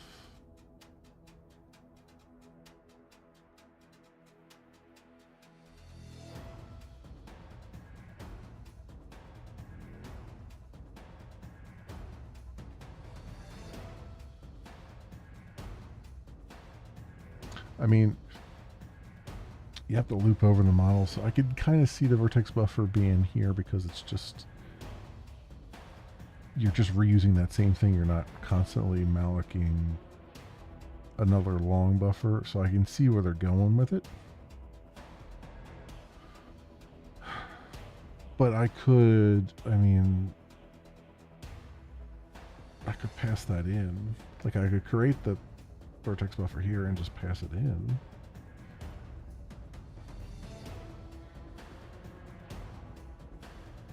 You know, like I could literally just say stack.malloc long 1 and just have that as a parameter to a method.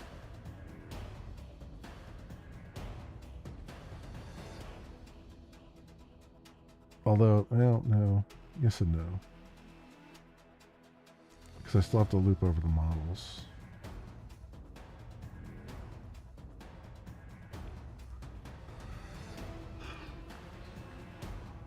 So I guess it still makes sense to be here. I mean, it definitely still makes sense to be here.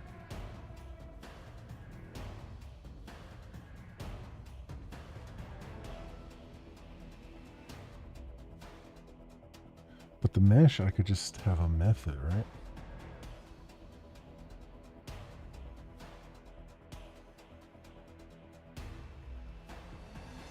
Mesh.vertices buffer. Get buffer.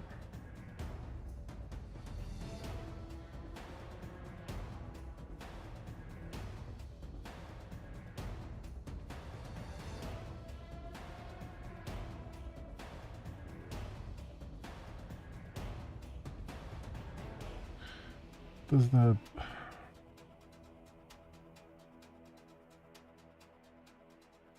why is that a thing? Oh, I guess the get buffer on vertices buffer is not a long buffer. Like, I'm trying to figure out why this is even a thing, because we're passing it in there. But why wouldn't we just pass mesh get vertices buffer not get buffer unless it's a different type? Vertex buffer. So if I look at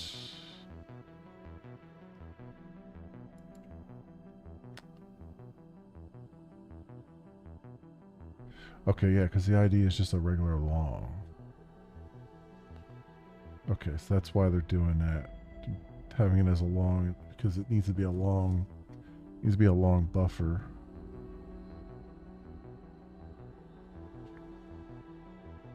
Which is a pain in the neck to carry around everywhere, a long buffer. So I can see why that is.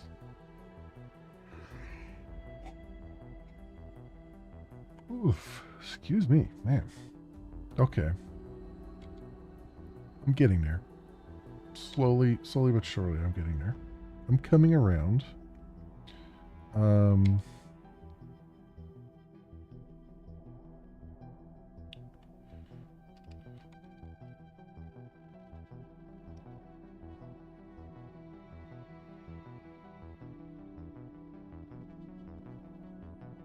I do think, though, we can pass a, let's see, Vulkan model.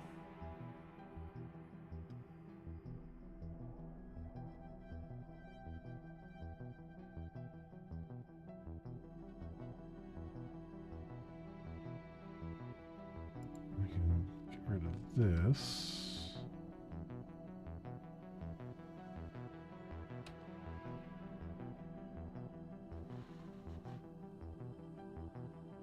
So mine will get meshes for each Vulkan mesh.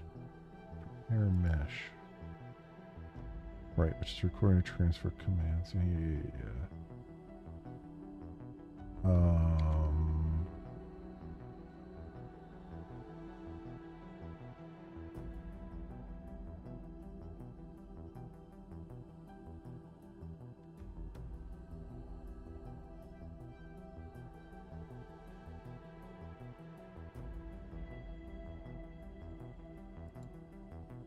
So I feel like there should be a public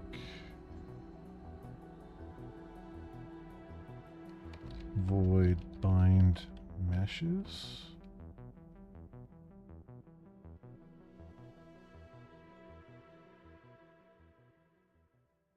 That takes a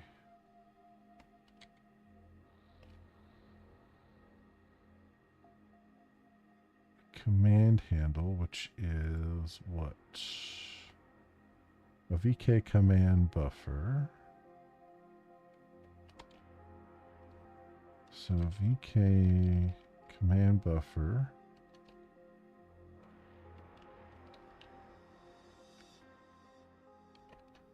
And then a long buffer.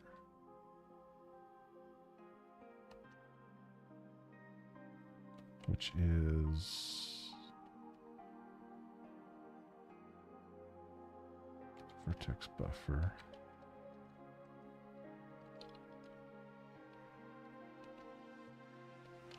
Let me save this because it's saying that IDE is running low on memory here. I've let it run for a while. Let's close and reopen it.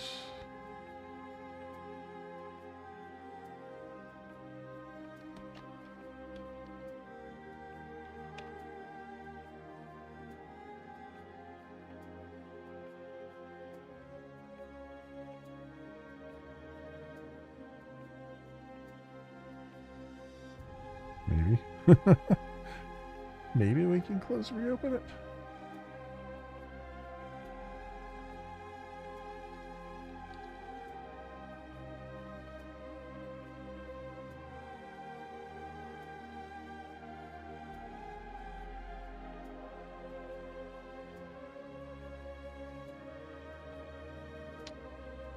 GitHub Copilot IntelliJ. I wonder if it never fully died here. Kill 7908.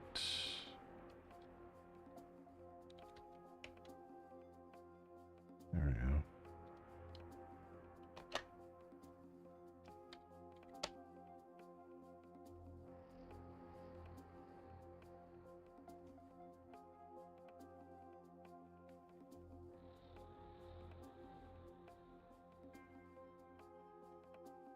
Okay. What are we doing here, IntelliJ? What's going on?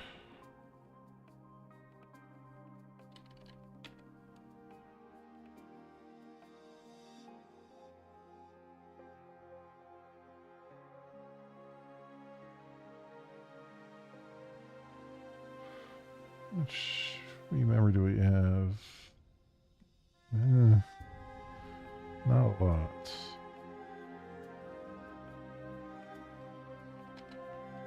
Okay. What's going on?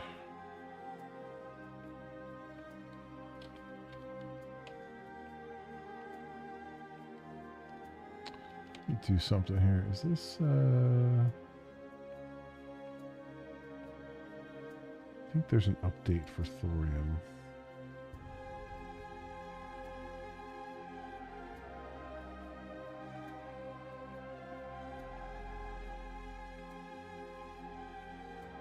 No. No, there is not.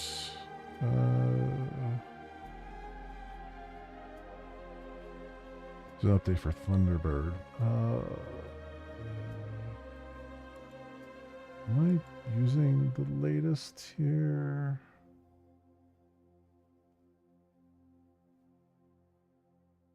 About thorium.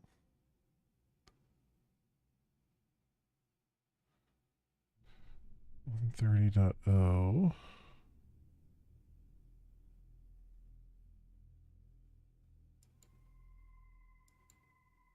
So let's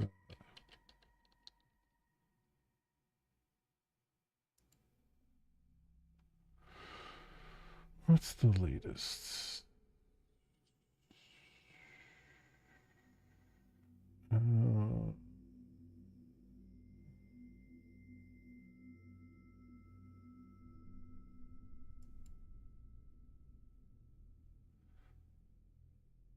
30.0.6723.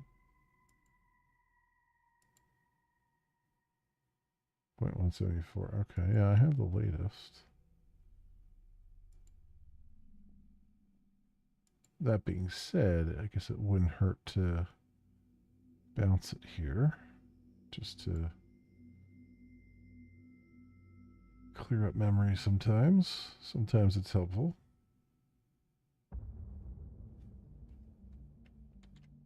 And then we'll do IntelliJ here. Yeah, see now IntelliJ is starting up. I think it's just like any Chromium based browser, it just kind of, when the browser runs long enough, it just starts slowly eating all the memory and all the resources on the machine. Now that being said,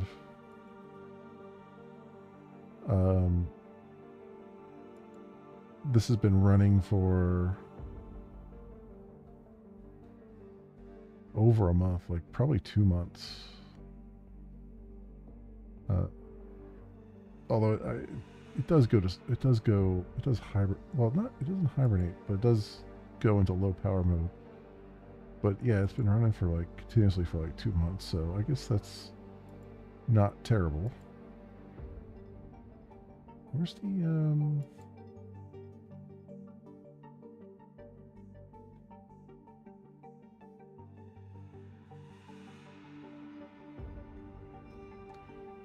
where's the tab I had open?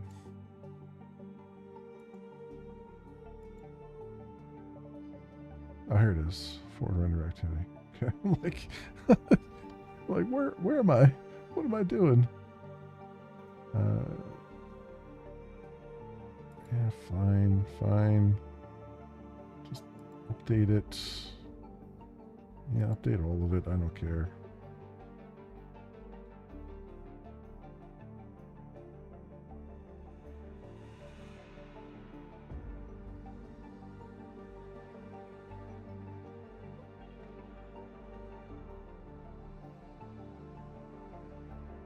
One thing I've been debating too is once I get the daily driver running, I'll probably I'll definitely get my development tools over there. But because I'll want to like eventually test things on it, but I'd like to keep running on this Surface tablet for as long as I can, do as much as I can on it, because it's lower powered, and if I can get stuff working here, theoretically I can get it working anywhere.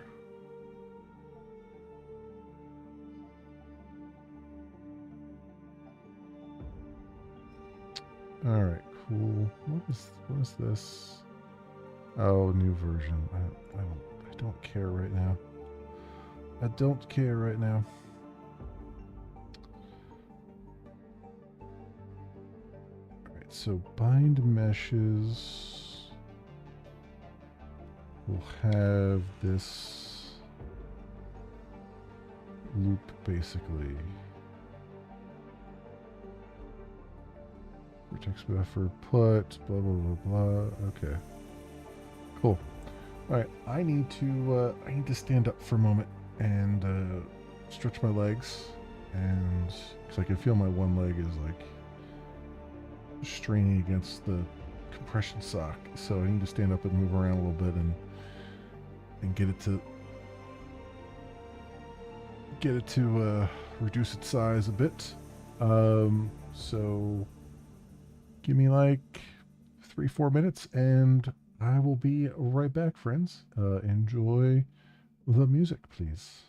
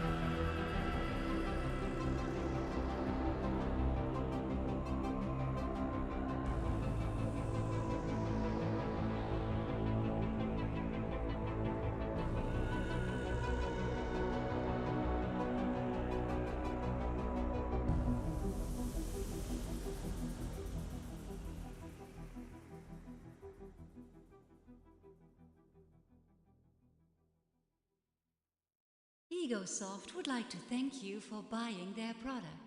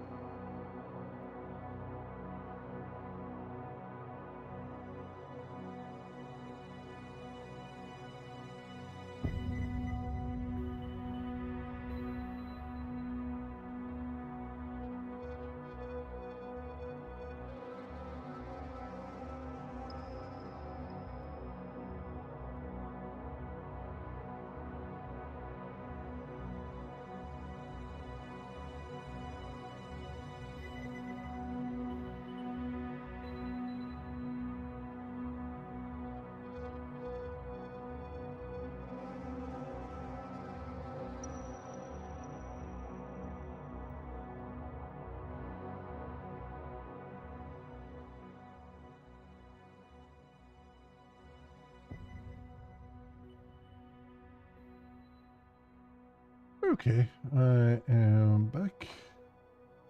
Go. Alright. Grab some agua here.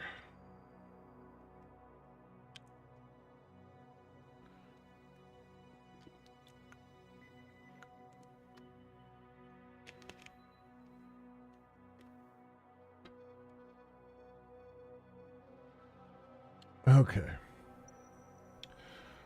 Let's see if we can get these 3 lines of code into here. So I want to do vertex buffer 0.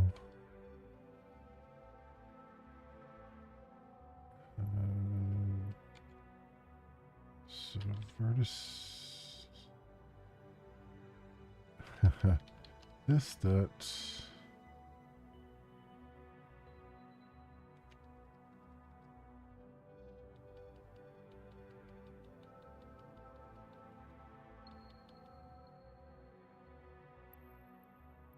Oh, I know what I'm missing.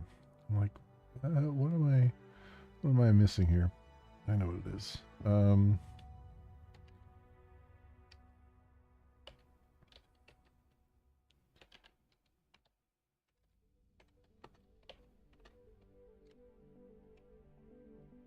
we go.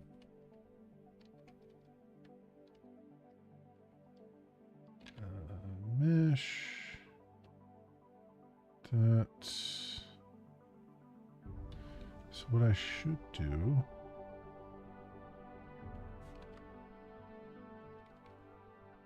Oh, Vulkan mesh here.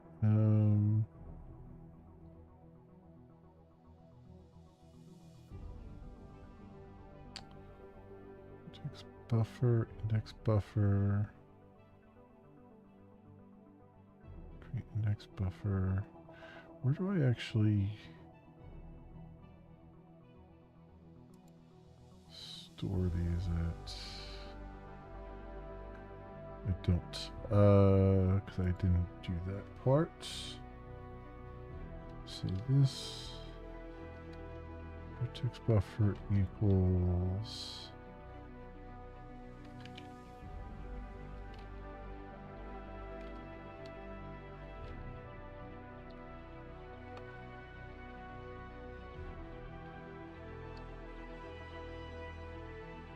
destination there.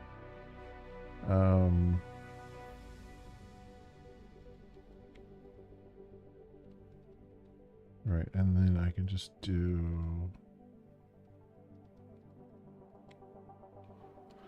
getters on those.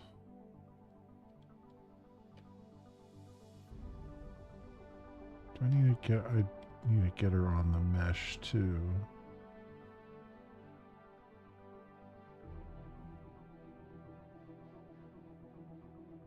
Well, no. No, let's put getters on these, and then I need,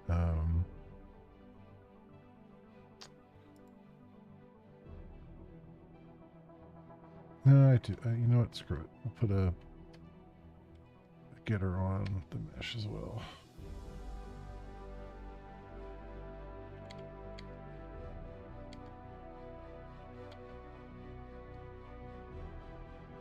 Okay, so get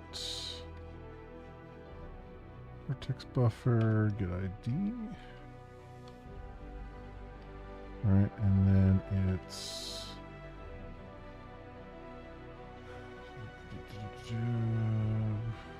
command VK command bind vertex buffers.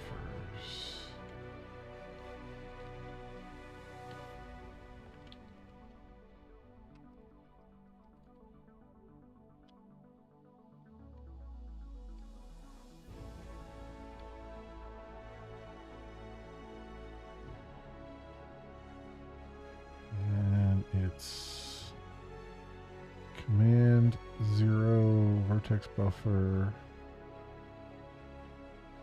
offsets. Command 0 vertex buffer offsets.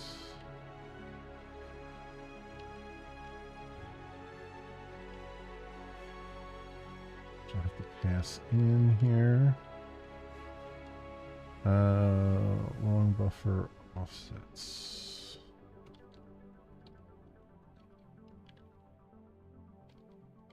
Okay. And then we need bind index buffer.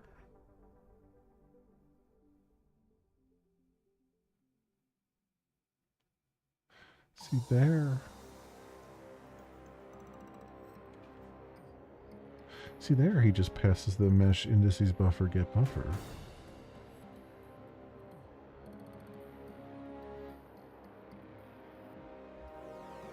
So why are we going through this?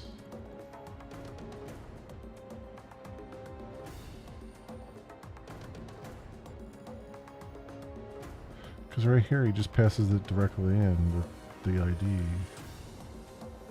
Oh, because no. Command bind is the indices buffer. Get buffer is long there. Oh, is it just that it takes a command bind index buffer? Oh, I wonder if it takes a different VK 14 VK bind vertex buffers.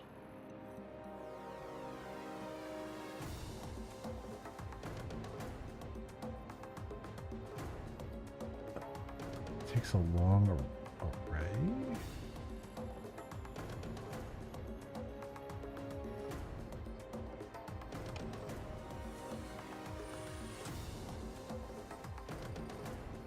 Of P buffers and P offsets.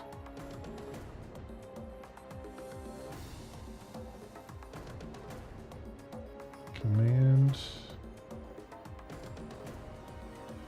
get buffer 0. Okay.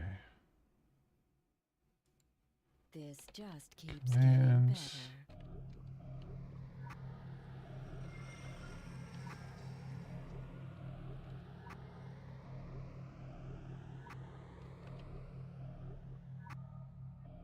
Get buffer is a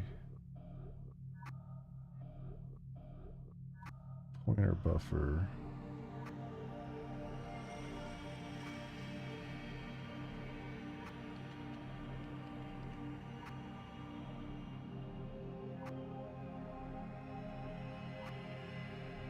Zero VK index type unit 32.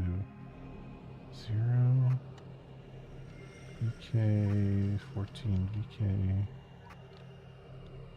index type unit 32.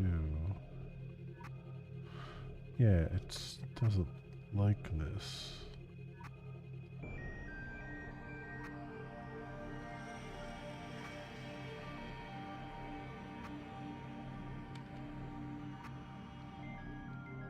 This is buffer get buffer. So Vulkan buffer is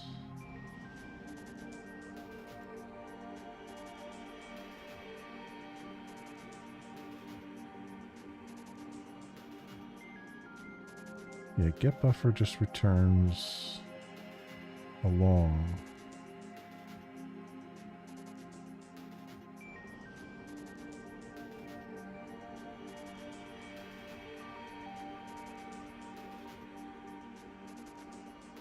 So I think they have that actually wrong in here.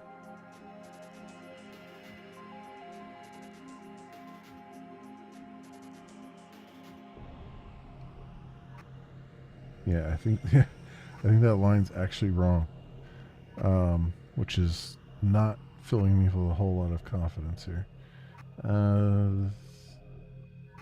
But I am noticing that another thing that it takes is a array of longs, which I'm guessing. Oh wait, that's bind vertex. Oh wait, bind index buffer. Hang on, I'm doing the wrong thing.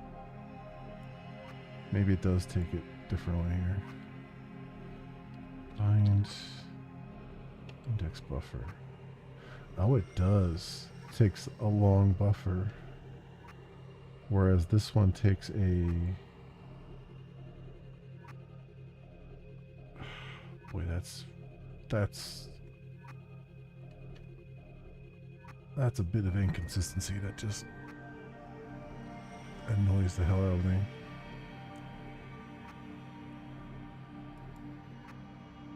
Takes an actual long buffer. Oh, that's annoying. That's really annoying.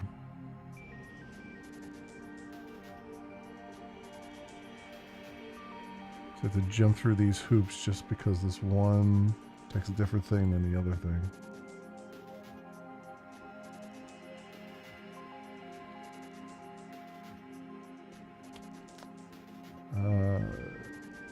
Command draw indexed. Command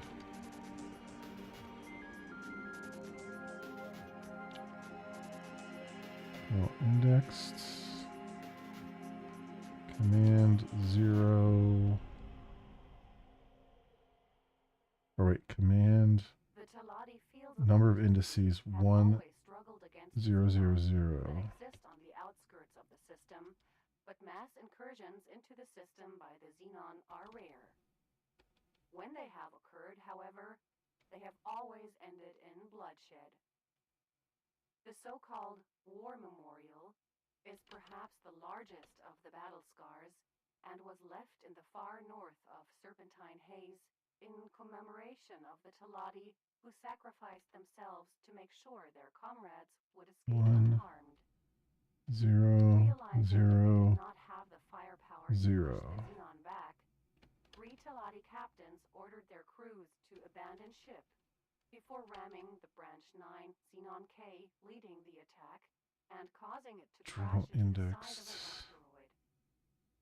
The subsequent explosion destroyed Okay. everything in the vicinity, but ended what had been one of the Talati's most vicious and bloody conflicts. So then I've got bind meshes here, so I can just call that for each model, which will make life a little bit easier, maybe. Well, a little bit more straightforward. So I can just say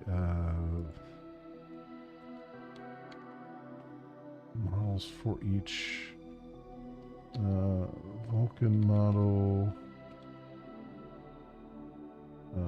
bind meshes. I can't do it that way because I gotta pass parameters to it, right?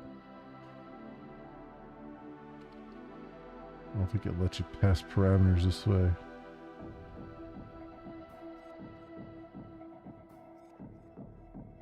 Non-static method cannot be. Yeah, that's what I thought.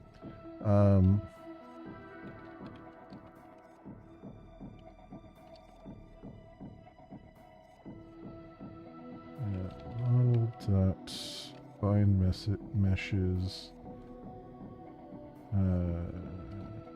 Man buffer. Vertex buffer. Offsets.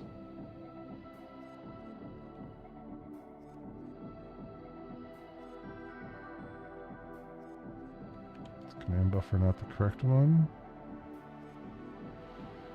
Command handle.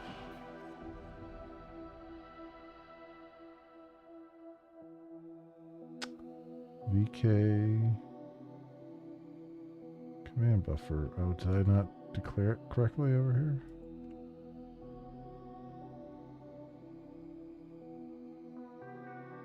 Huh? VK command buffer.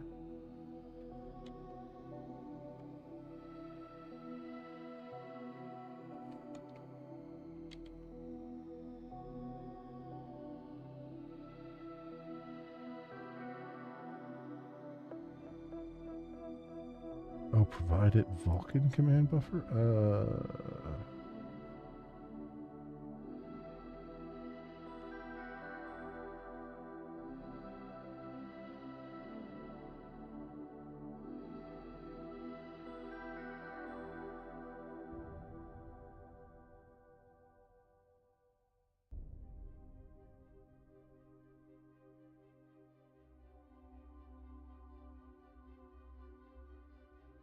That's probably why I'm doing. Why I keep doing command buffer dot get buffer.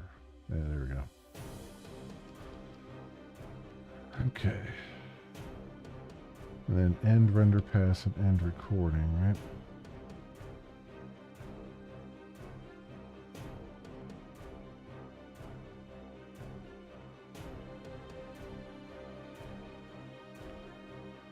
And submit takes a queue.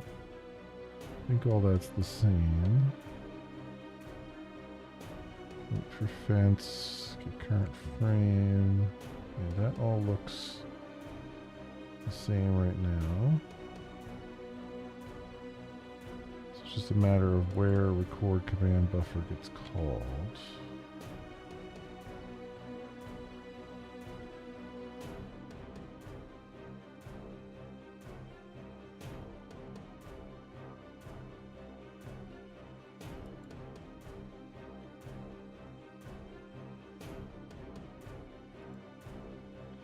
Or if it'll tell me here if I look at this, record 2 references, graph render.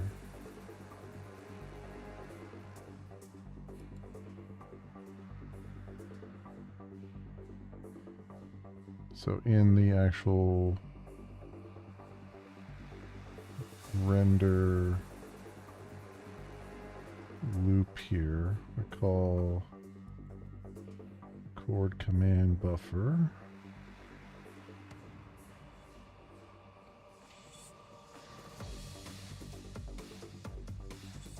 So that would be in the, probably in the Vulkan renderer, right?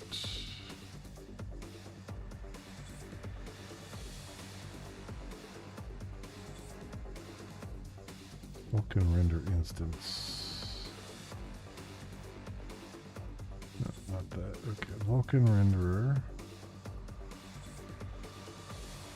Render. So we have Ford renderer submit.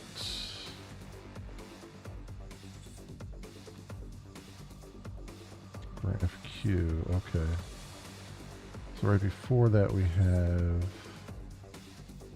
wait for fence, image index, window is resized.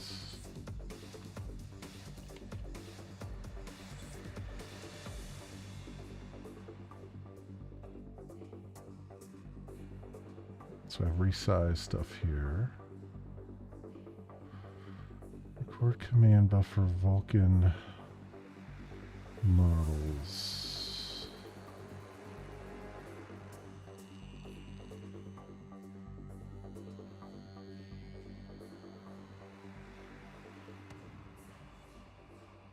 Did I add Vulkan models here?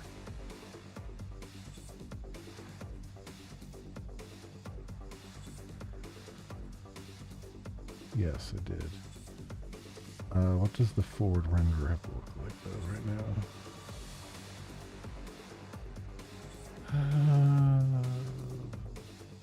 Swap chain, command pool, pipeline cache, scene. Swap chain, command pool.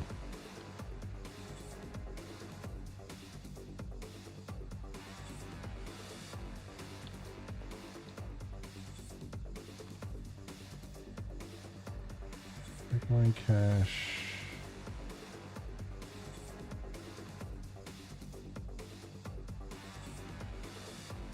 And scene, I don't think I have. I think I have a scene, do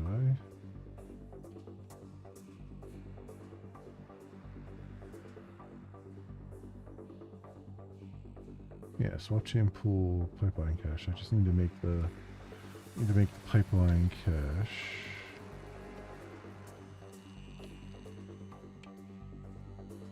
Which is new pipeline cache device. Okay.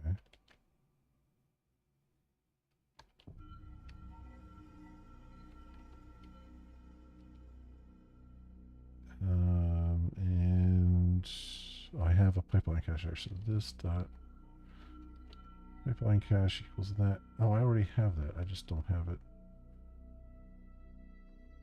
where it needs to be. Let's be above that. There we go. Okay.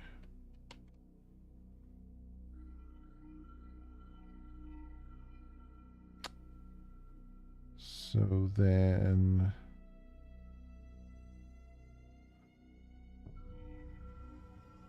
we have Vulcan models for each Vulcan model cleanup.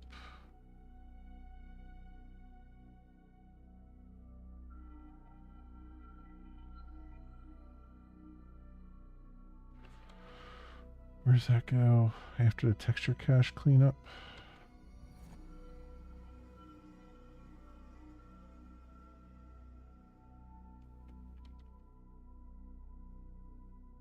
Device wait idle.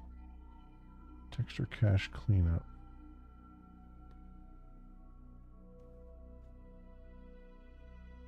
I don't think I have a texture cache, do I? Not yet.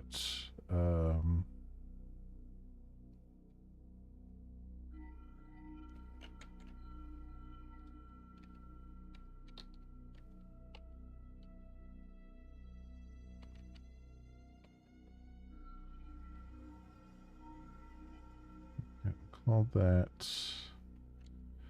And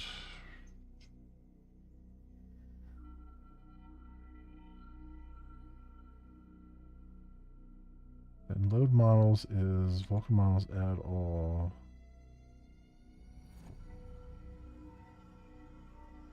So we call them model prepare model and Vulcan models add model. Sure.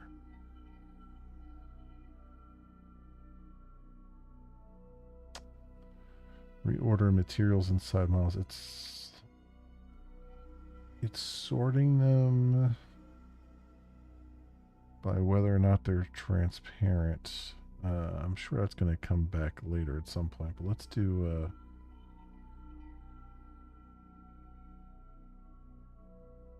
Vulcan material list. I'll just put a note here to do for later. Sort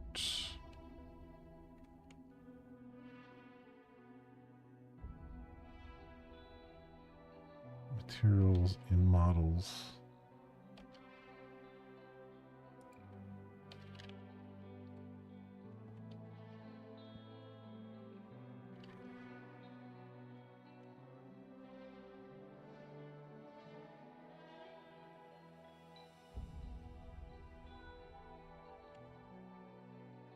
Okay. And then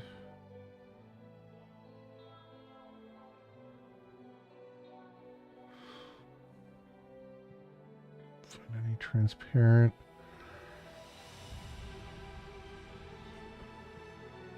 Register models. Vulcan models. Okay, so here it calls register models.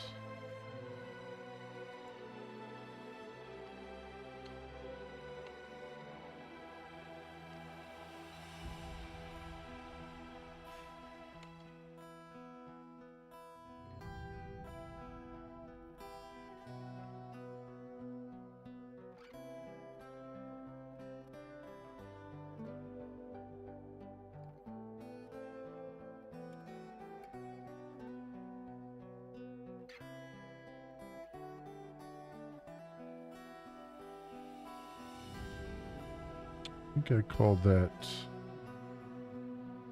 record command buffer. Yeah.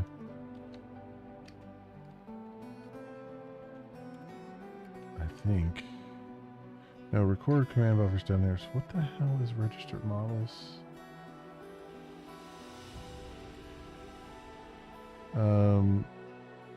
Forward render activity.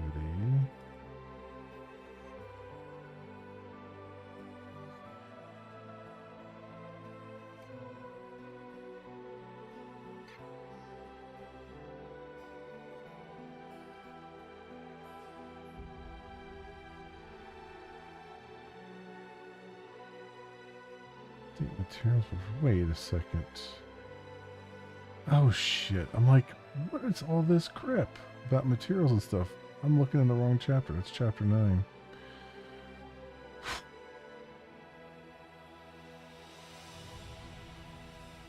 Because I'm like, we're sorting materials and stuff now? When did this happen? I mean, we're going to need to do it, but like, when did that happen? God. So we're back in commands. So we're in render here. Is that what I was doing? Render, I think. No. Yes, render. So I still need to add that, which I did. Load models just does that, which is what I had. Okay. Then render. Acquire next image. Does record command buffer now. For render activity, submit. Swap chain present image. Submit. Okay. Alright. Don't worry about that right now. I'm gonna do this. There.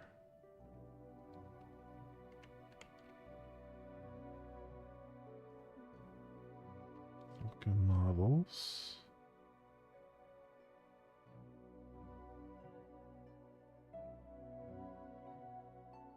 And then this is hi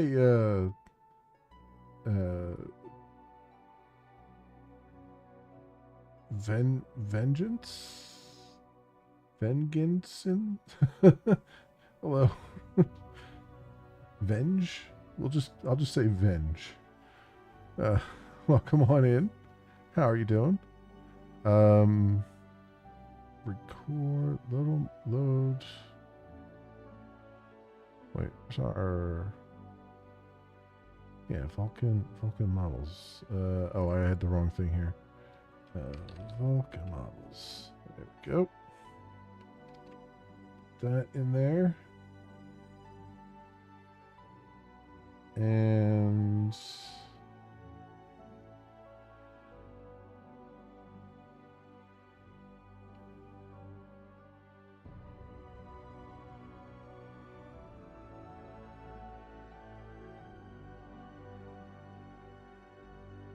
what else? What else do I have?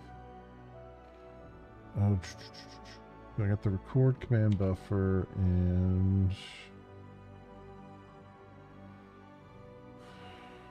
we have that.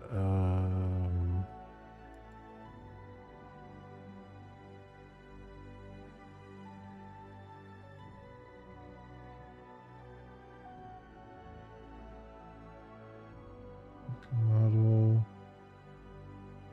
Graphics pipeline.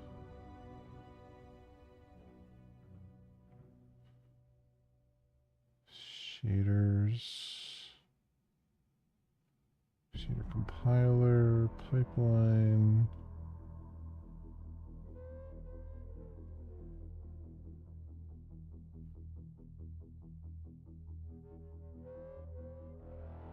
Shader program. Forward render activity. Okay, record command buffer. I just did that. Okay. Command buffer. Modify the submit method in forward render activity. We need to remove the waiting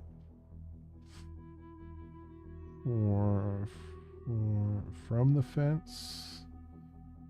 Protects access to the command buffer.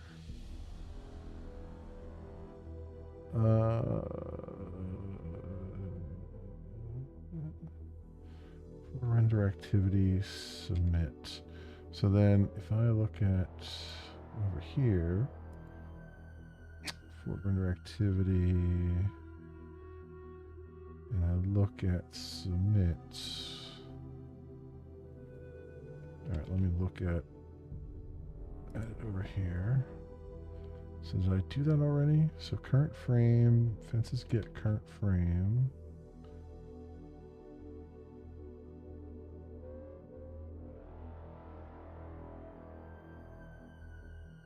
Semaphores get semaphores lists.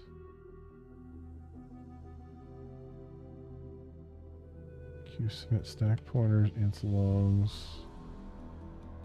Blah blah blah blah blah. I think I've done this. Current frame.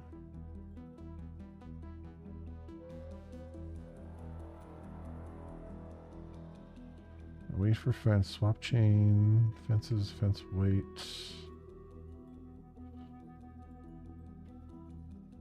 Fences get. Okay. Restack, stack push, current fence, semaphores, command buffer. I think I've done this. I think that is done. So then I guess we're doing shader code then. This okay. Okay. Let's see where they put their shaders at here. Probably under resources, right?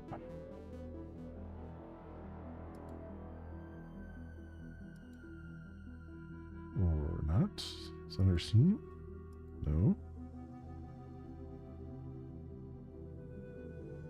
Oh, it's under this resources.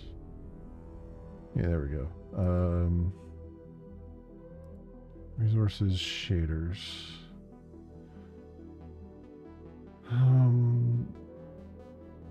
Where did I put my... I think I just have shaders. I have shaders there.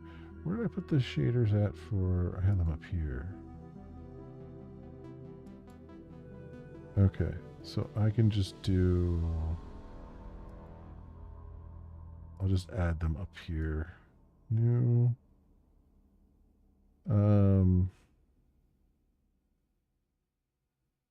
It's not a GLSL shader though. Right? It's a... Oh, actually it is a GLSL shader. Okay. Shaders, new GLSL shader.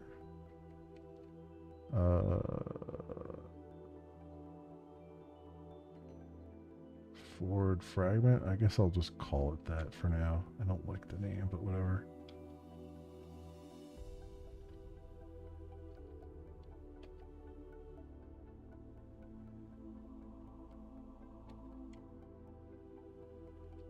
Version 450.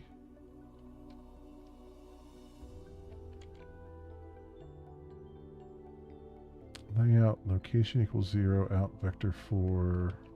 Okay, so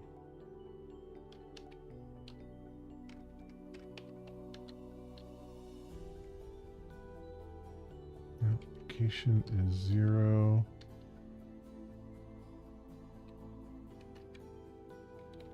I'm glad that it actually has some stuff here. So out vector 4 ufrag color. Oops.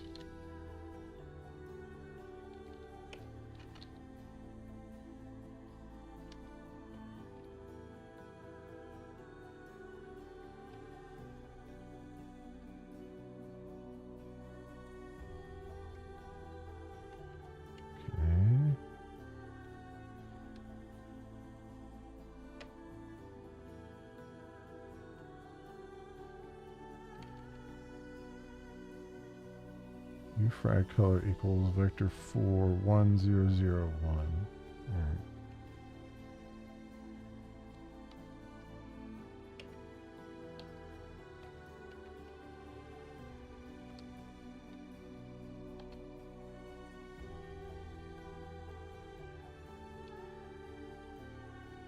Okay, well, this is kind of nice. Having color coding there. and formatting. And then forward vertex GLSL.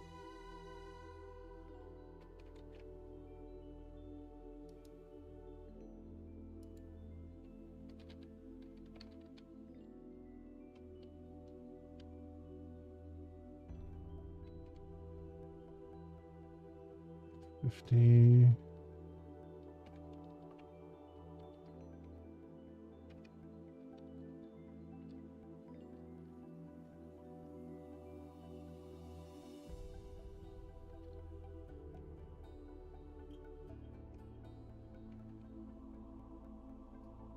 In location equals 0 in vector 3 entity position.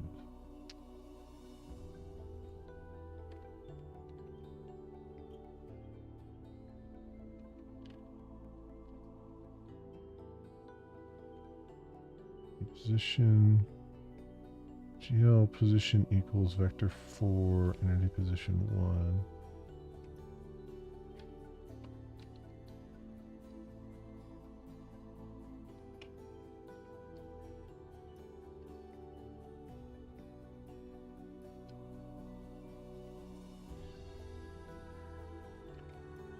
Position about a capital P.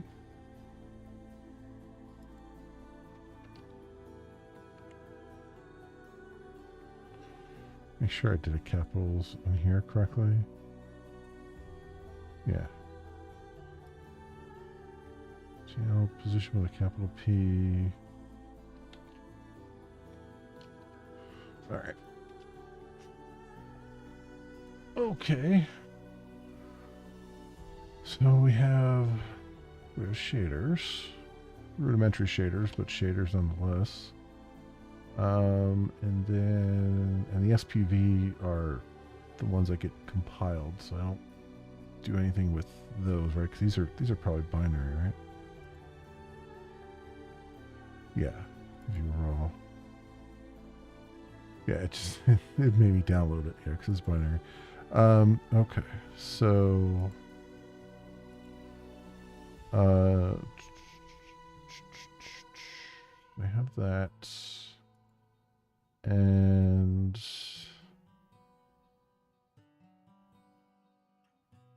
apparently that's it. We're now able to see a triangle on the screen.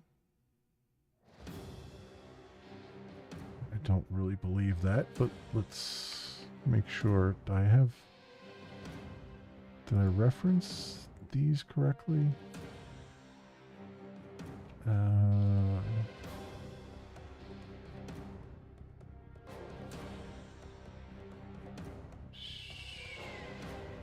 Shaders, forward fragment GLSO. Forward. Okay. I mean, oh, that's not what I want to do.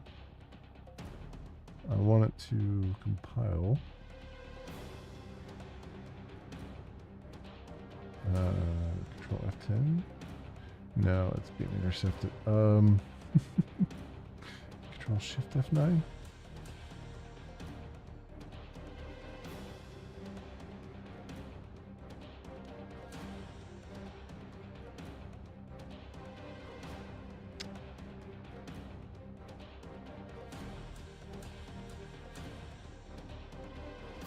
Recompile failed.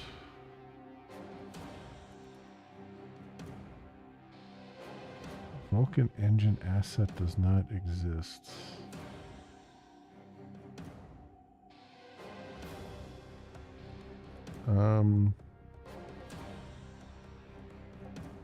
Yeah, it does. Vulkan engine asset. Yeah, yeah, that very much exists.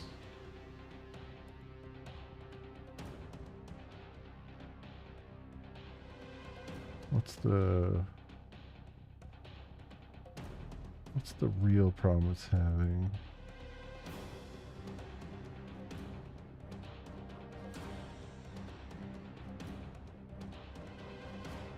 Packet Vulkan swap chain does not exist.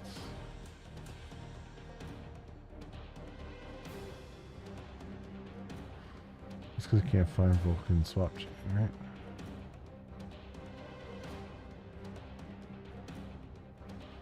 Well, this is weird. Why can't find... It's all in this one file that's having a problem?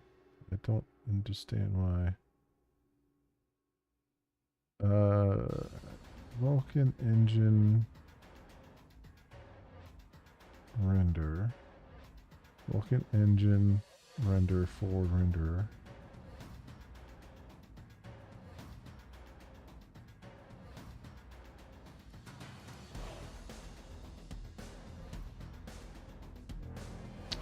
Reload from disk.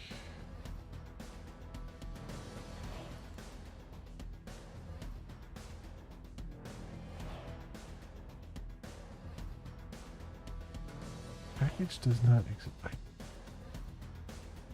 don't know why it's saying package does not exist. TV, memory leak dev, Ascalon Dreams, Vulcan dot engine, asset, Vulcan model. It's like right here.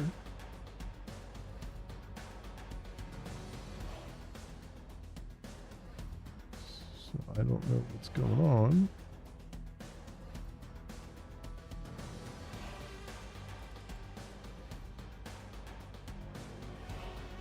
Vulcan engine asset, Vulcan model.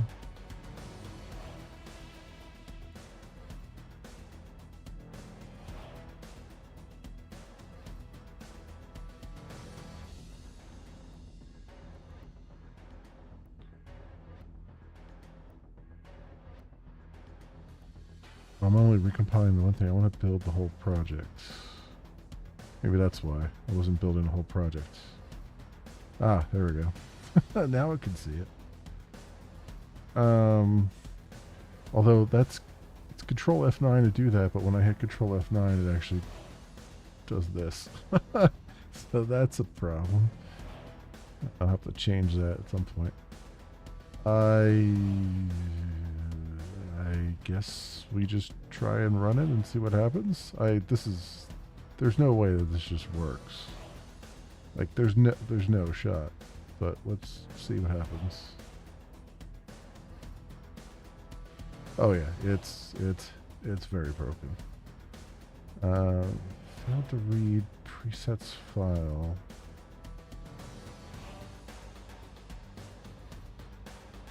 Oh. Oh, that's just Mango. Okay, I don't care about that. Failed to submit command to queue.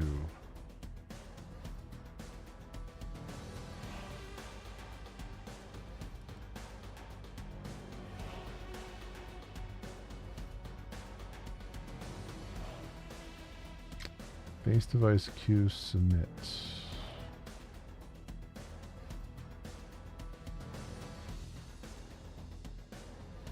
Okay, so it failed here. Where's this at? Base device queue submit. Let's put a breakpoint here. And let's debug it. Alright, so where are we at? Submit info is a thing. Queue is a thing. Fence handles a thing. These are all non-null. Alright, so...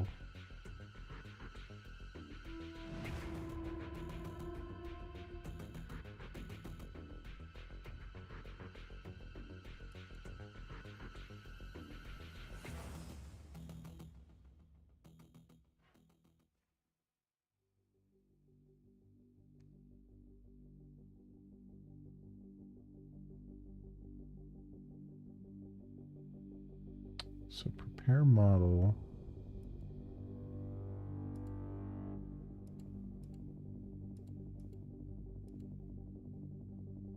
Vulcan model. Okay, so we're here. Prepare model.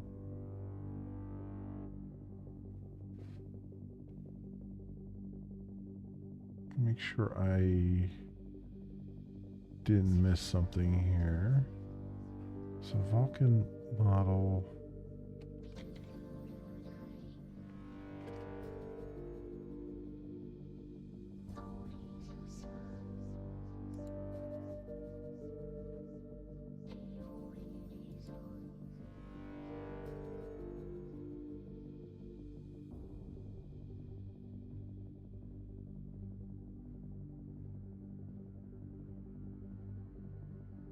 Transform models.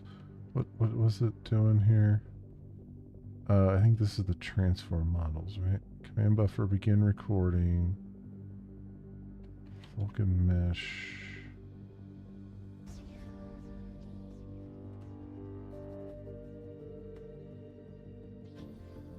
Yeah. He's doing this. So then did I miss something here? Vertices, buffers, indices, buffers. Mesh data.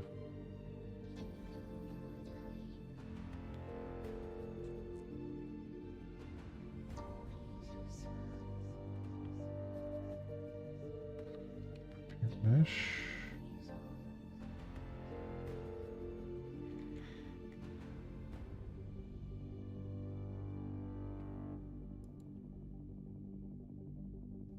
Prepare mesh does the record transfer commands. So that's what this is doing. For vertice buffer and indices buffers.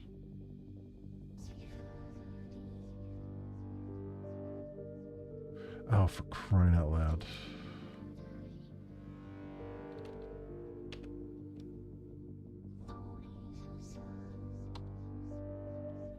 That was wrong.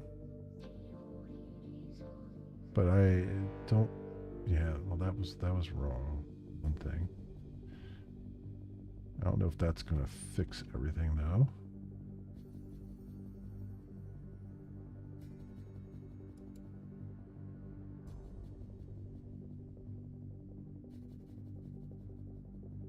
No, still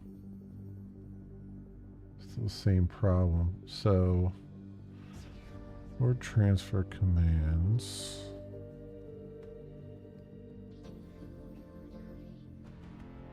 Comes up here and does the copy buffers. So vertex buffer, index buffer.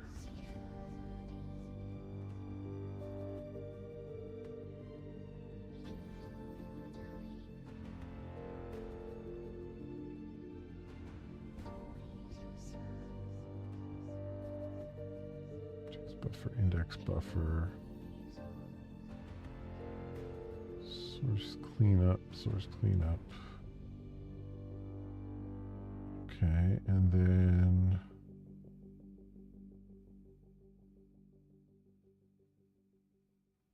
we submit that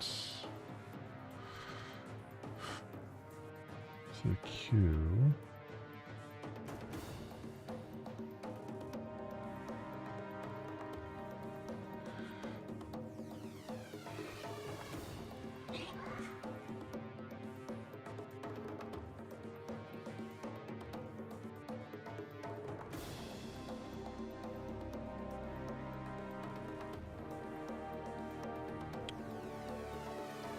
What I do, so back here,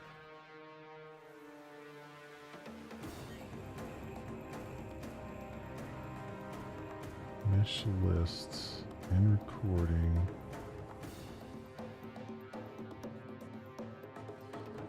fence, let's prepare models, so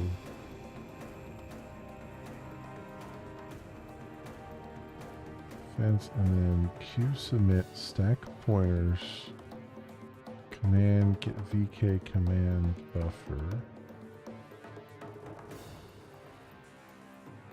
weak semaphores is null, so it's null fence, null Fence. Fence is device and true. Fence reset. Fence wait, fence cleanup, command cleanup. Command cleanup. Okay. So then, so when it's calling the submit to queue, that's where we're getting confused here.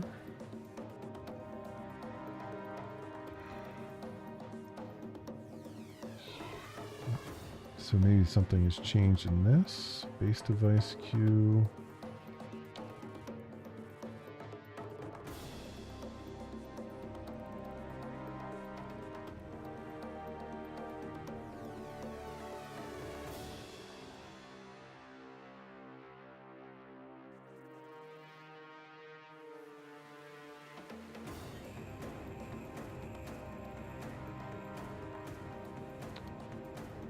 So VK submit info.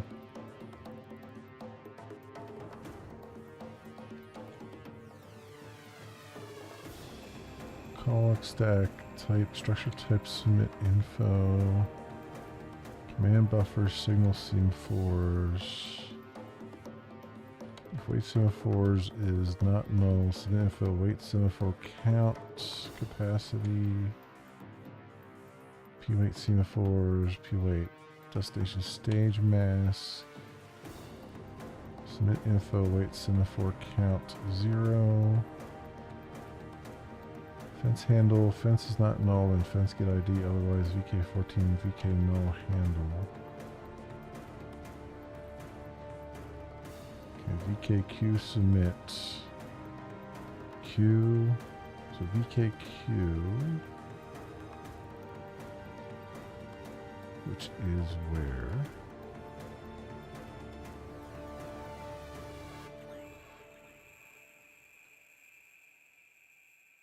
Okay, that's up there. So then, submit info fence handle.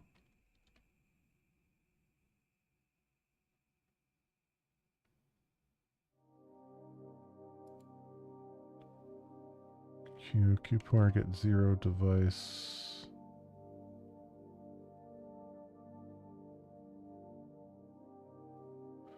Get VK device.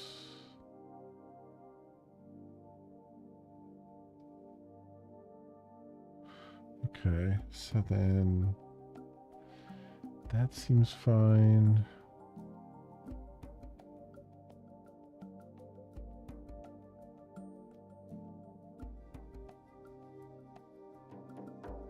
Should look at fence handle here. What is fence handle? Is that ID? It's VK null handle. 0, so it definitely got an ID. And the Q appears to be there. It's got an address and stuff. Submit info.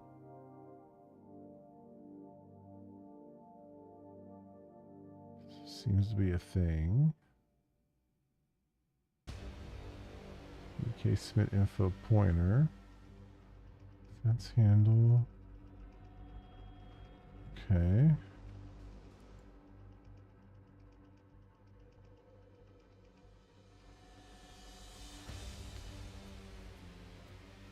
Runtime exception.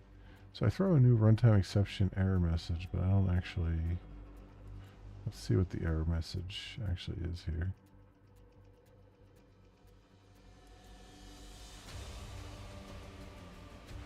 Oh, it's just failed to submit command to queue.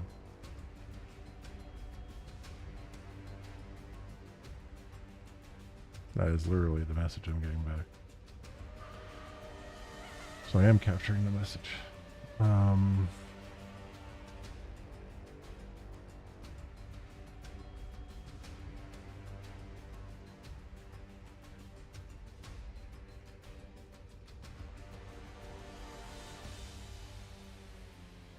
Hmm.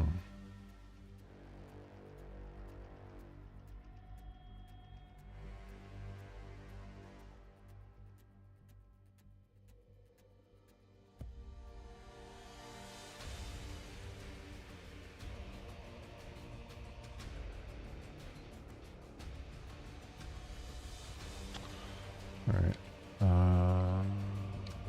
Vulcan failed to submit command to queue.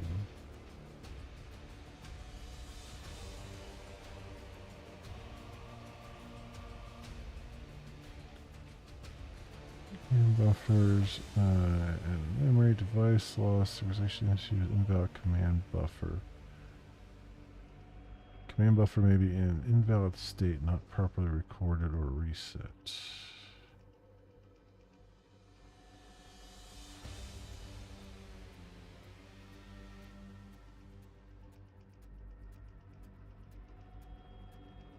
Hmm. Hmm.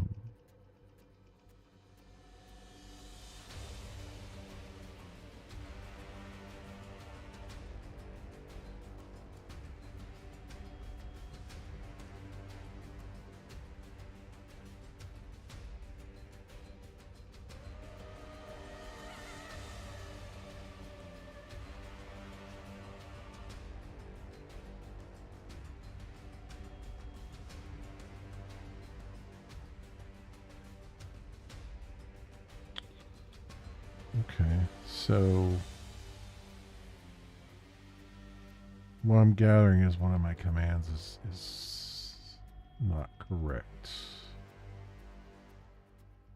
So we're back to, so prepare model.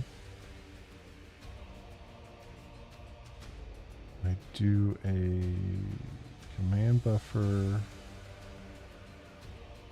begin recording, end recording.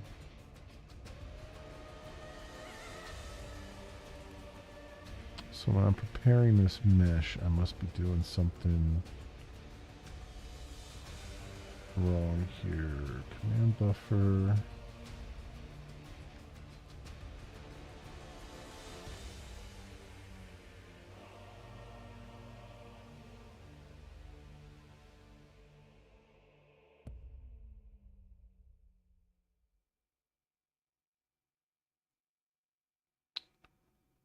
Buffer.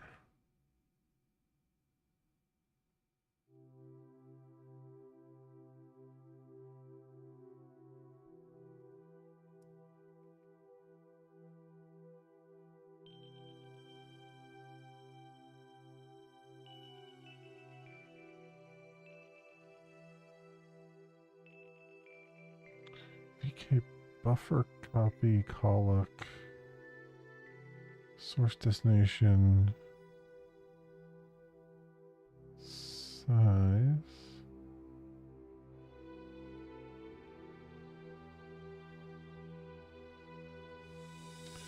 This is record transfer command.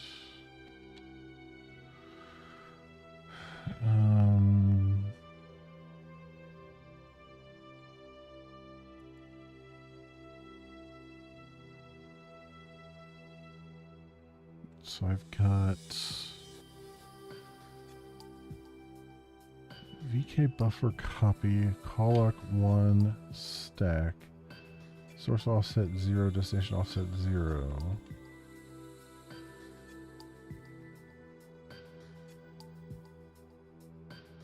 Wait a second. Record transfer command, VK buffer, copy region,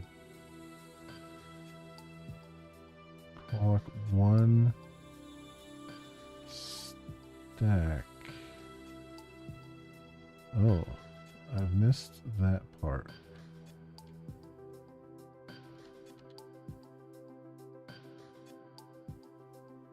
Source destination is 0. Transfer buffer, source buffer, get requested size. And then command copy buffer, get command buffer, transfer buffer, source to destination. with the copy region. Okay. Let's see what that does.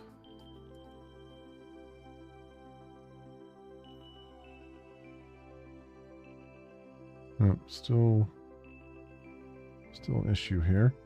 VK buffer, copy region. Calloc 1 stack. 1 stack. Stack push. Source and destination are 0. Size is buffer source, get requested size.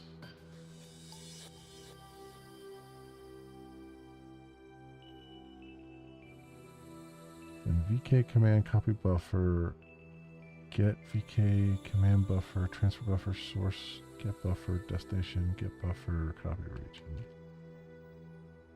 And get buffer,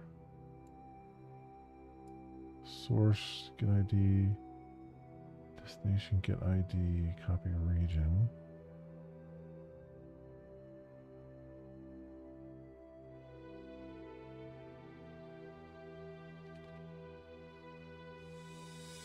Okay. I mean, that looks like it's correct now.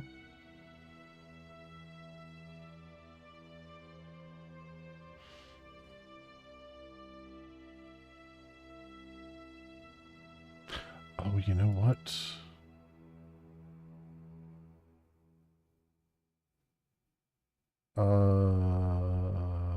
I think I screwed myself. Hang on. Record transfer commands.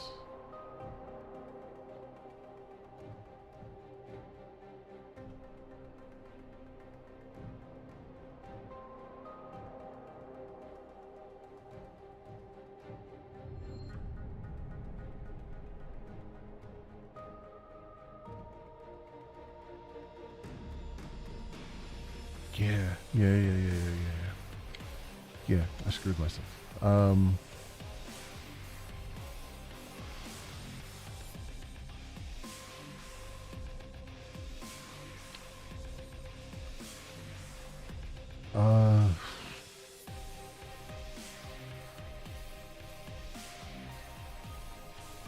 Because what I did, this is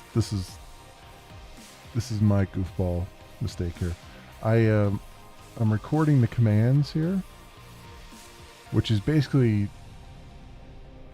it's a recording, right? It's saying, when I say end commands, or when I submit these to the queue, here are the commands to run. So they haven't run yet. I'm just recording them, and then when I submit them to the queue, the GPU will run them, or Vulkan will run them. But what I did was, these are, I went and cleaned up the buffers. I got them out of memory before, like I recorded it and then I cleaned up the buffers, and then the commands haven't run yet, so then I cleaned them out of memory, so then it goes to run the command and there's nothing there to actually copy. That's what's going on. So I have to transfer commands. This is called by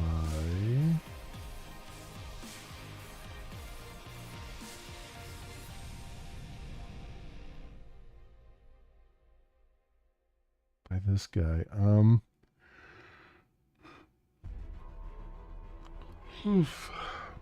So this is why they keep this crap around here.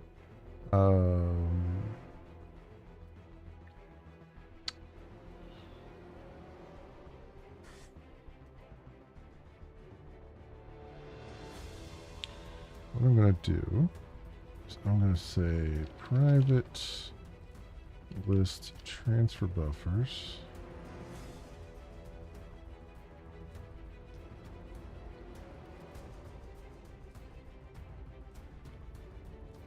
And then I'm going to put, I'll get rid of this. And I'm going to put,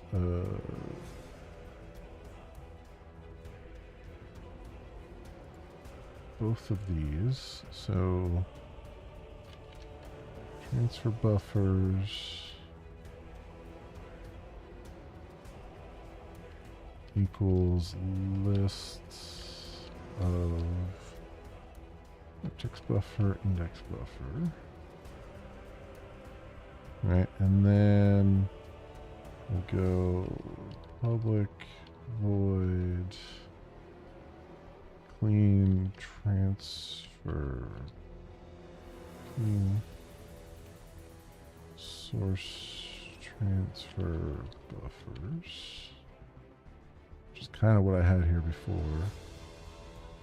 And we'll just say transfer buffers for each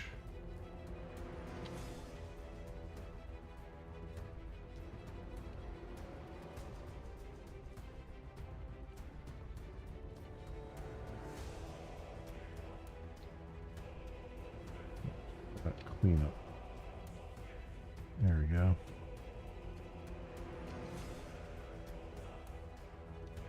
There we go.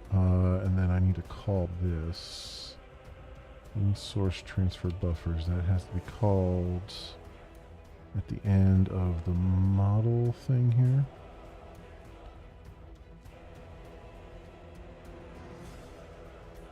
See, what's weird though is, oh, it's called, yeah, it's called after you've submitted. I was gonna say what's weird is it's still the end of the recording, but no, the submit here actually runs that thing. So after the submit, when we're doing cleanups there, I go over here. Yes, and then we do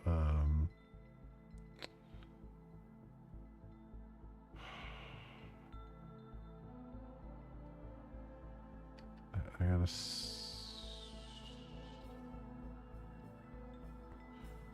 do what the hell is it? Mesh lists. Mesh lists for each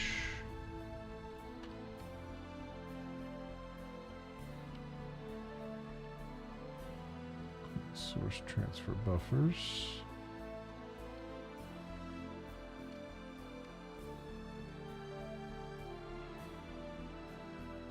Oh, yeah, replace it with a lambda. There we go. Cool. We could do that.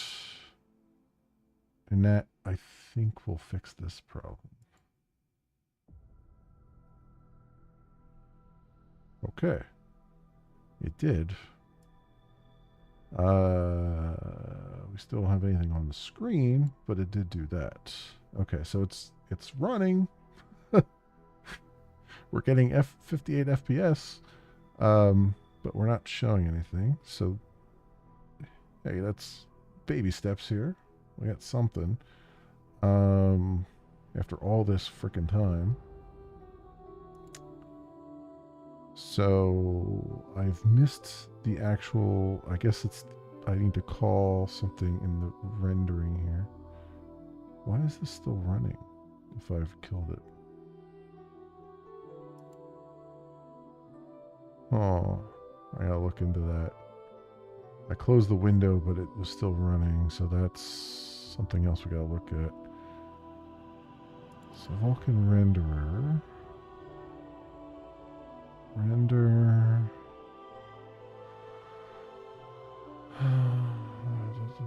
Wait idle. Instance cleanup.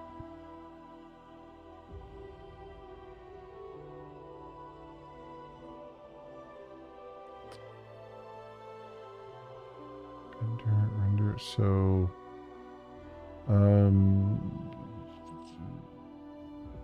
what else do we have here?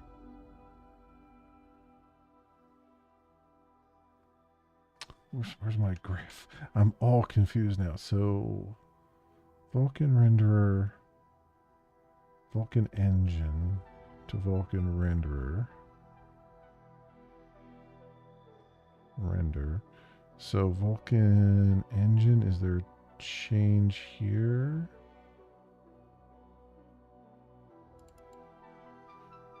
that I need to do? Probably.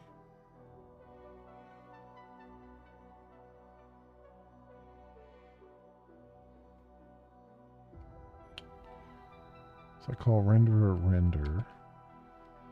So where is that? So where's engine at?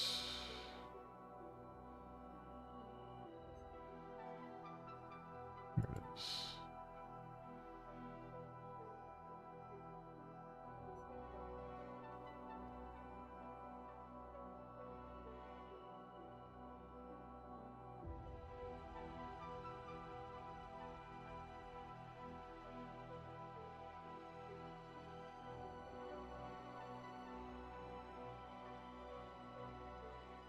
App logic update.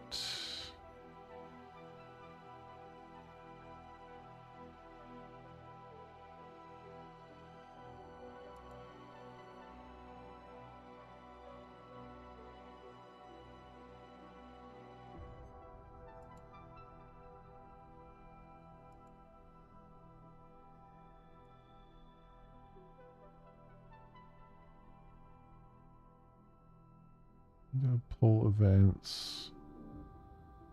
It's just calling render.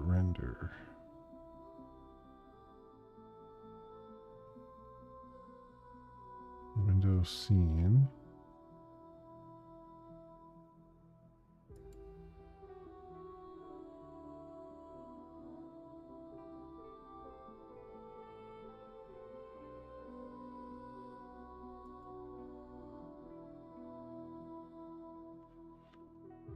And that's just this guy.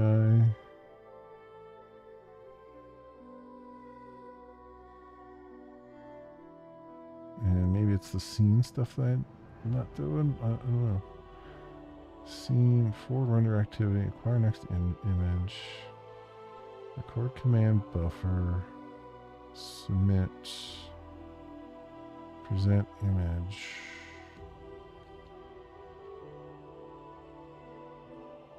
Show image.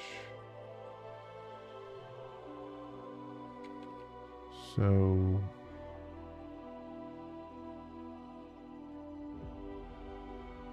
is there something else in swap chain that changed for show image that I've missed?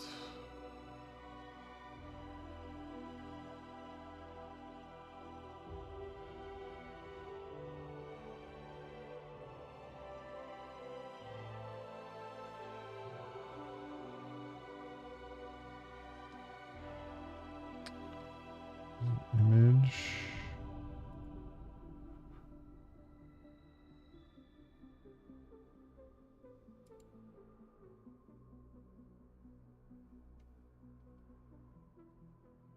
There's info render complete semaphore.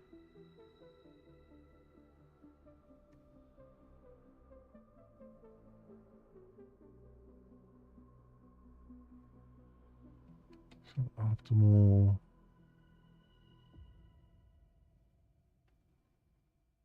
Isn't info. Chain.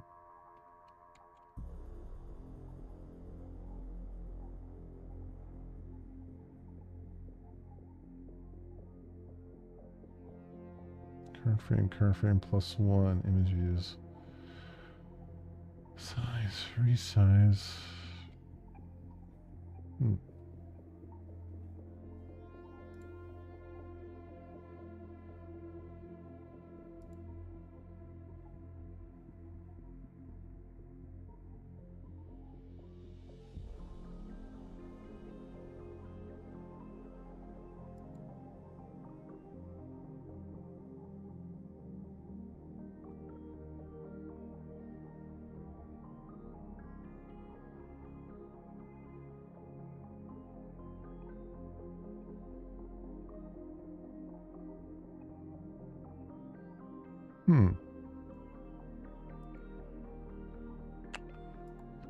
Render pass.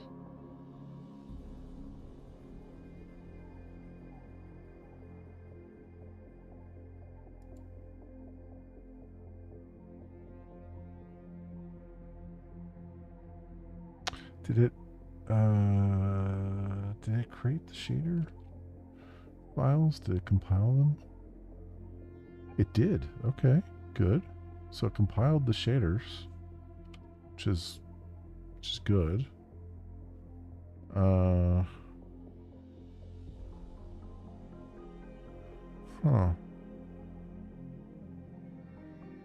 Create shader module, create, okay.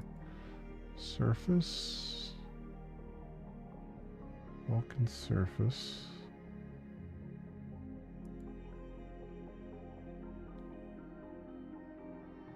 That's the hardest part of this is like,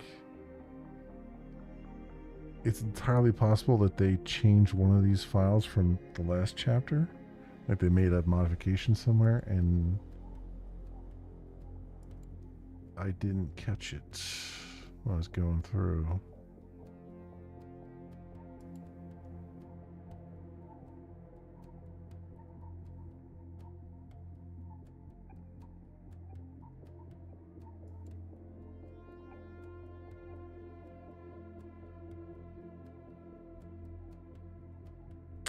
Let me see something. Run this again.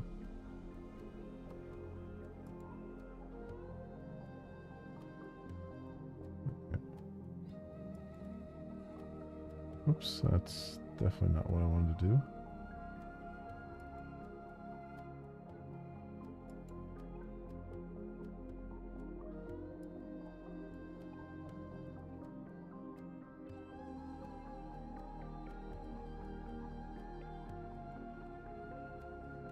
Okay.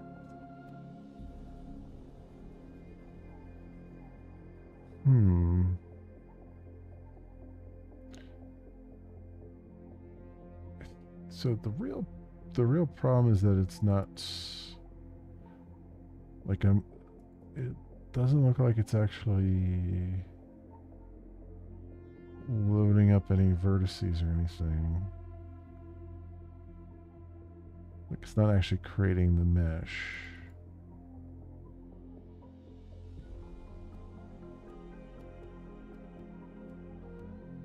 Which would make sense because I think they have to create it manually for this one, and it's possible I skipped that somewhere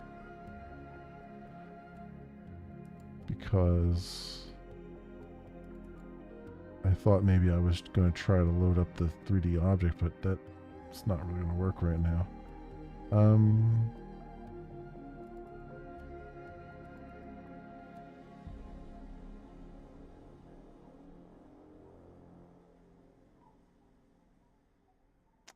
Yeah, where did they put that at? They have to load it somewhere. Or they have to like they have to build the triangle that they're showing on the screen somewhere. Sad to see it go. And that's what I need to find. Is it model data? Scene. Engine.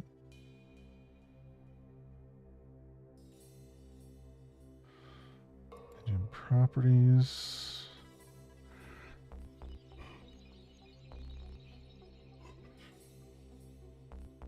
Main here? Oh, they put it in main. That's what I'm missing.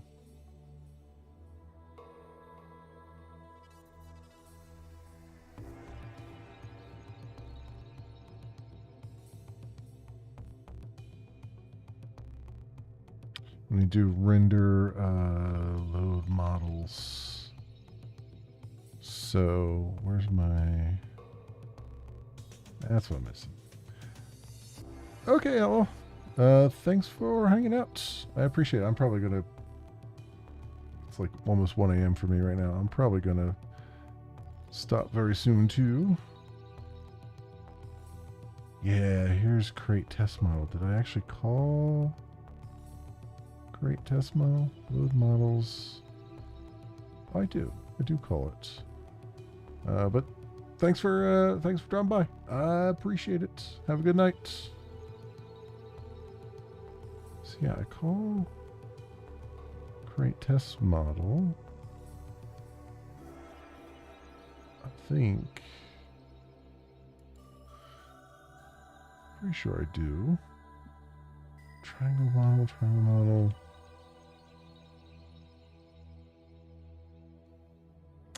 Here, 1, 2.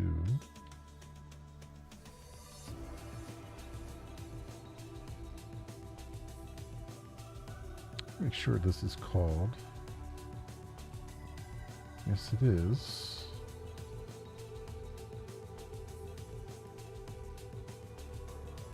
And prepare model.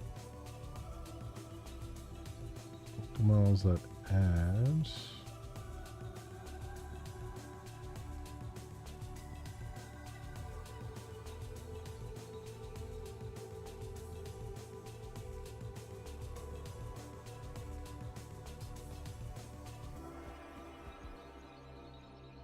So model is triangle model, mesh lists.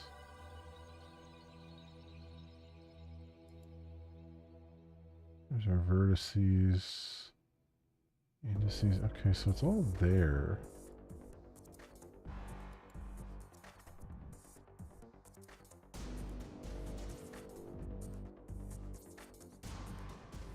It's all there, it's just not showing up.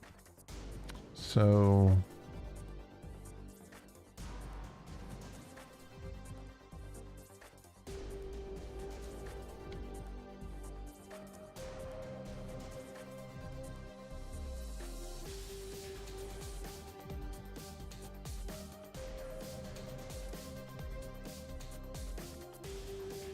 this rendering loop though, main loop.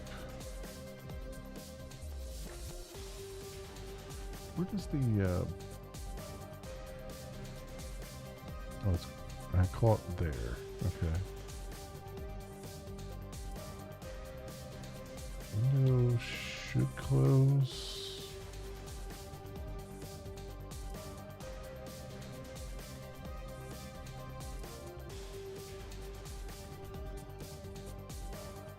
While running and not window should close. What is running?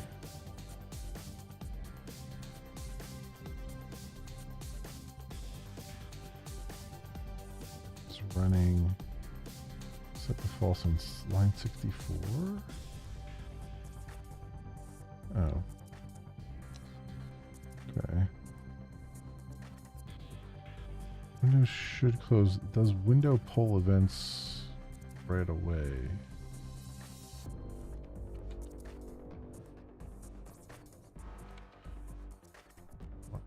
Not windows should close. So maybe I should do pull events right away.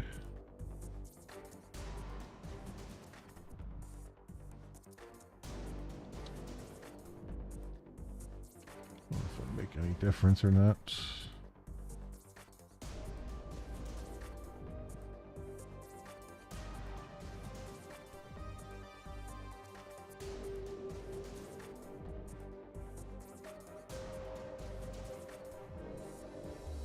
It could be that, well, is render? Yeah, maybe render's not getting called.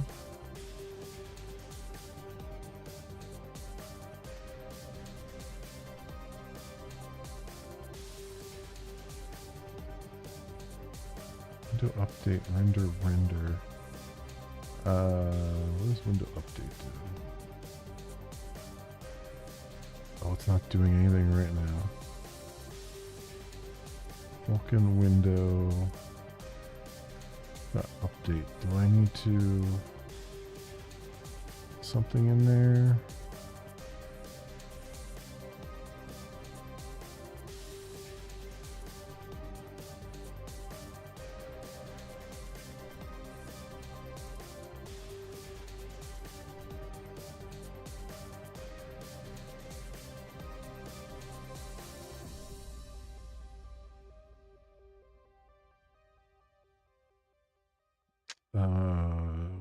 It's not in there.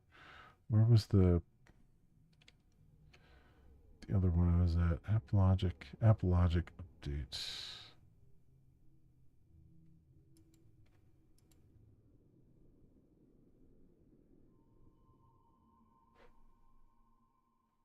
logic update.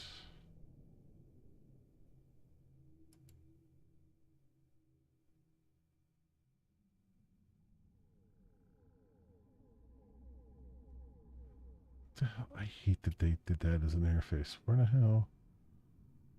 Application.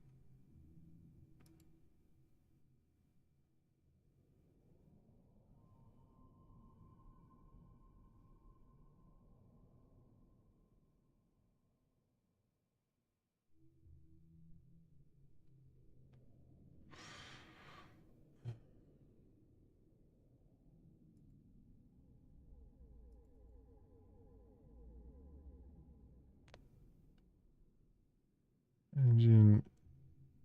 It's just the main, right? Amp logic. Founded All right. So by update doesn't have anything in it. Elena Co., TerraCorp has become one of the Okay. most influential and diverse So organizations in our that doesn't have industry. anything in it. Though they specialized in private security and consultancy for many years before the Jumpgate shutdown, the And then it corporation just calls also render developed a vast economic knowledge and Windows even political scene.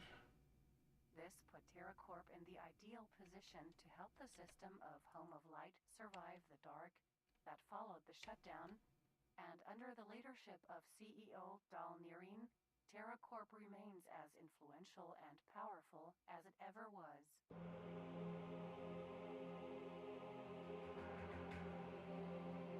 Yeah, is this ever getting called is the question right now. Let's see. Yes. Yeah, it is actually getting called. Okay.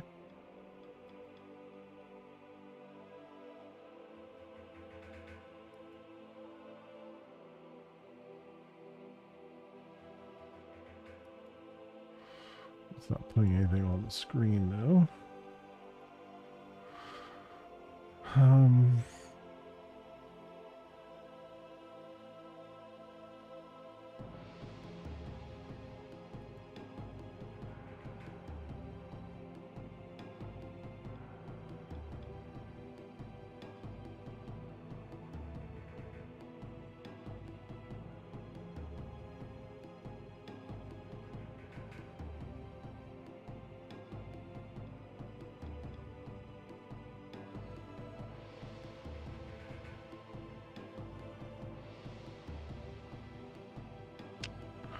It might be this image index is coming back as less than 0.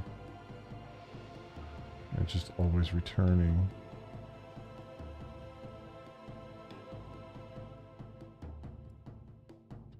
Or not.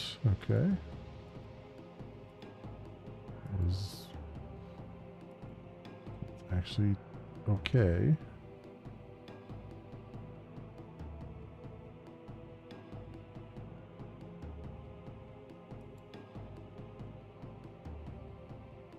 Is the image index changing? 0, 1, 2, 3. 1, 2, 3. 1, 2, 3. 2, 3. Yeah, it's changing.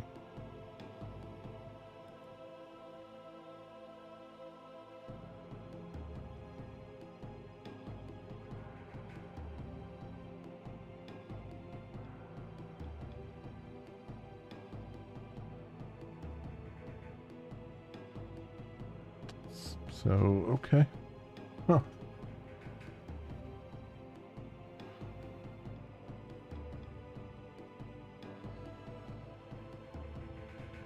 Huh. That's all I can say there. All right, we'll have to figure this out then. But hey, we're somewhere. We've made it to a debugging state right now. So that's something to roll with. Let me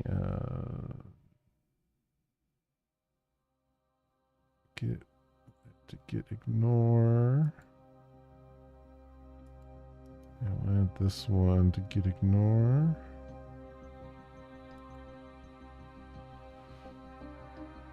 go. Let's just commit the rest of the stuff, and then we'll just come back and take a look at this tomorrow, my friends. So get commit directory. Chapter 6 complete. Just need to get it to work now.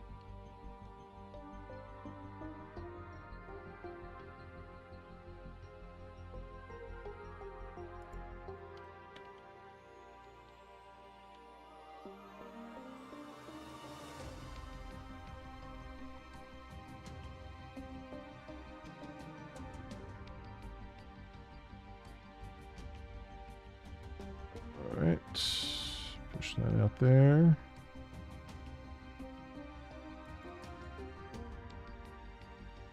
Sweet. Ignore. Okay, yeah. Awesome. I mean, we're at a point now where I just gotta figure out what I've missed and what I'm doing wrong. We can step through it in the debugger and try to figure some things out. So cool, my friends. We've we've got to a point where I can kind of play around with it now and see what's happening and see what see what I have to tweak to get it to do what I want. Whoops, that was turning the monitor off. Okay. Well, like I said, we'll be back tomorrow afternoon. Oops, doing more of this.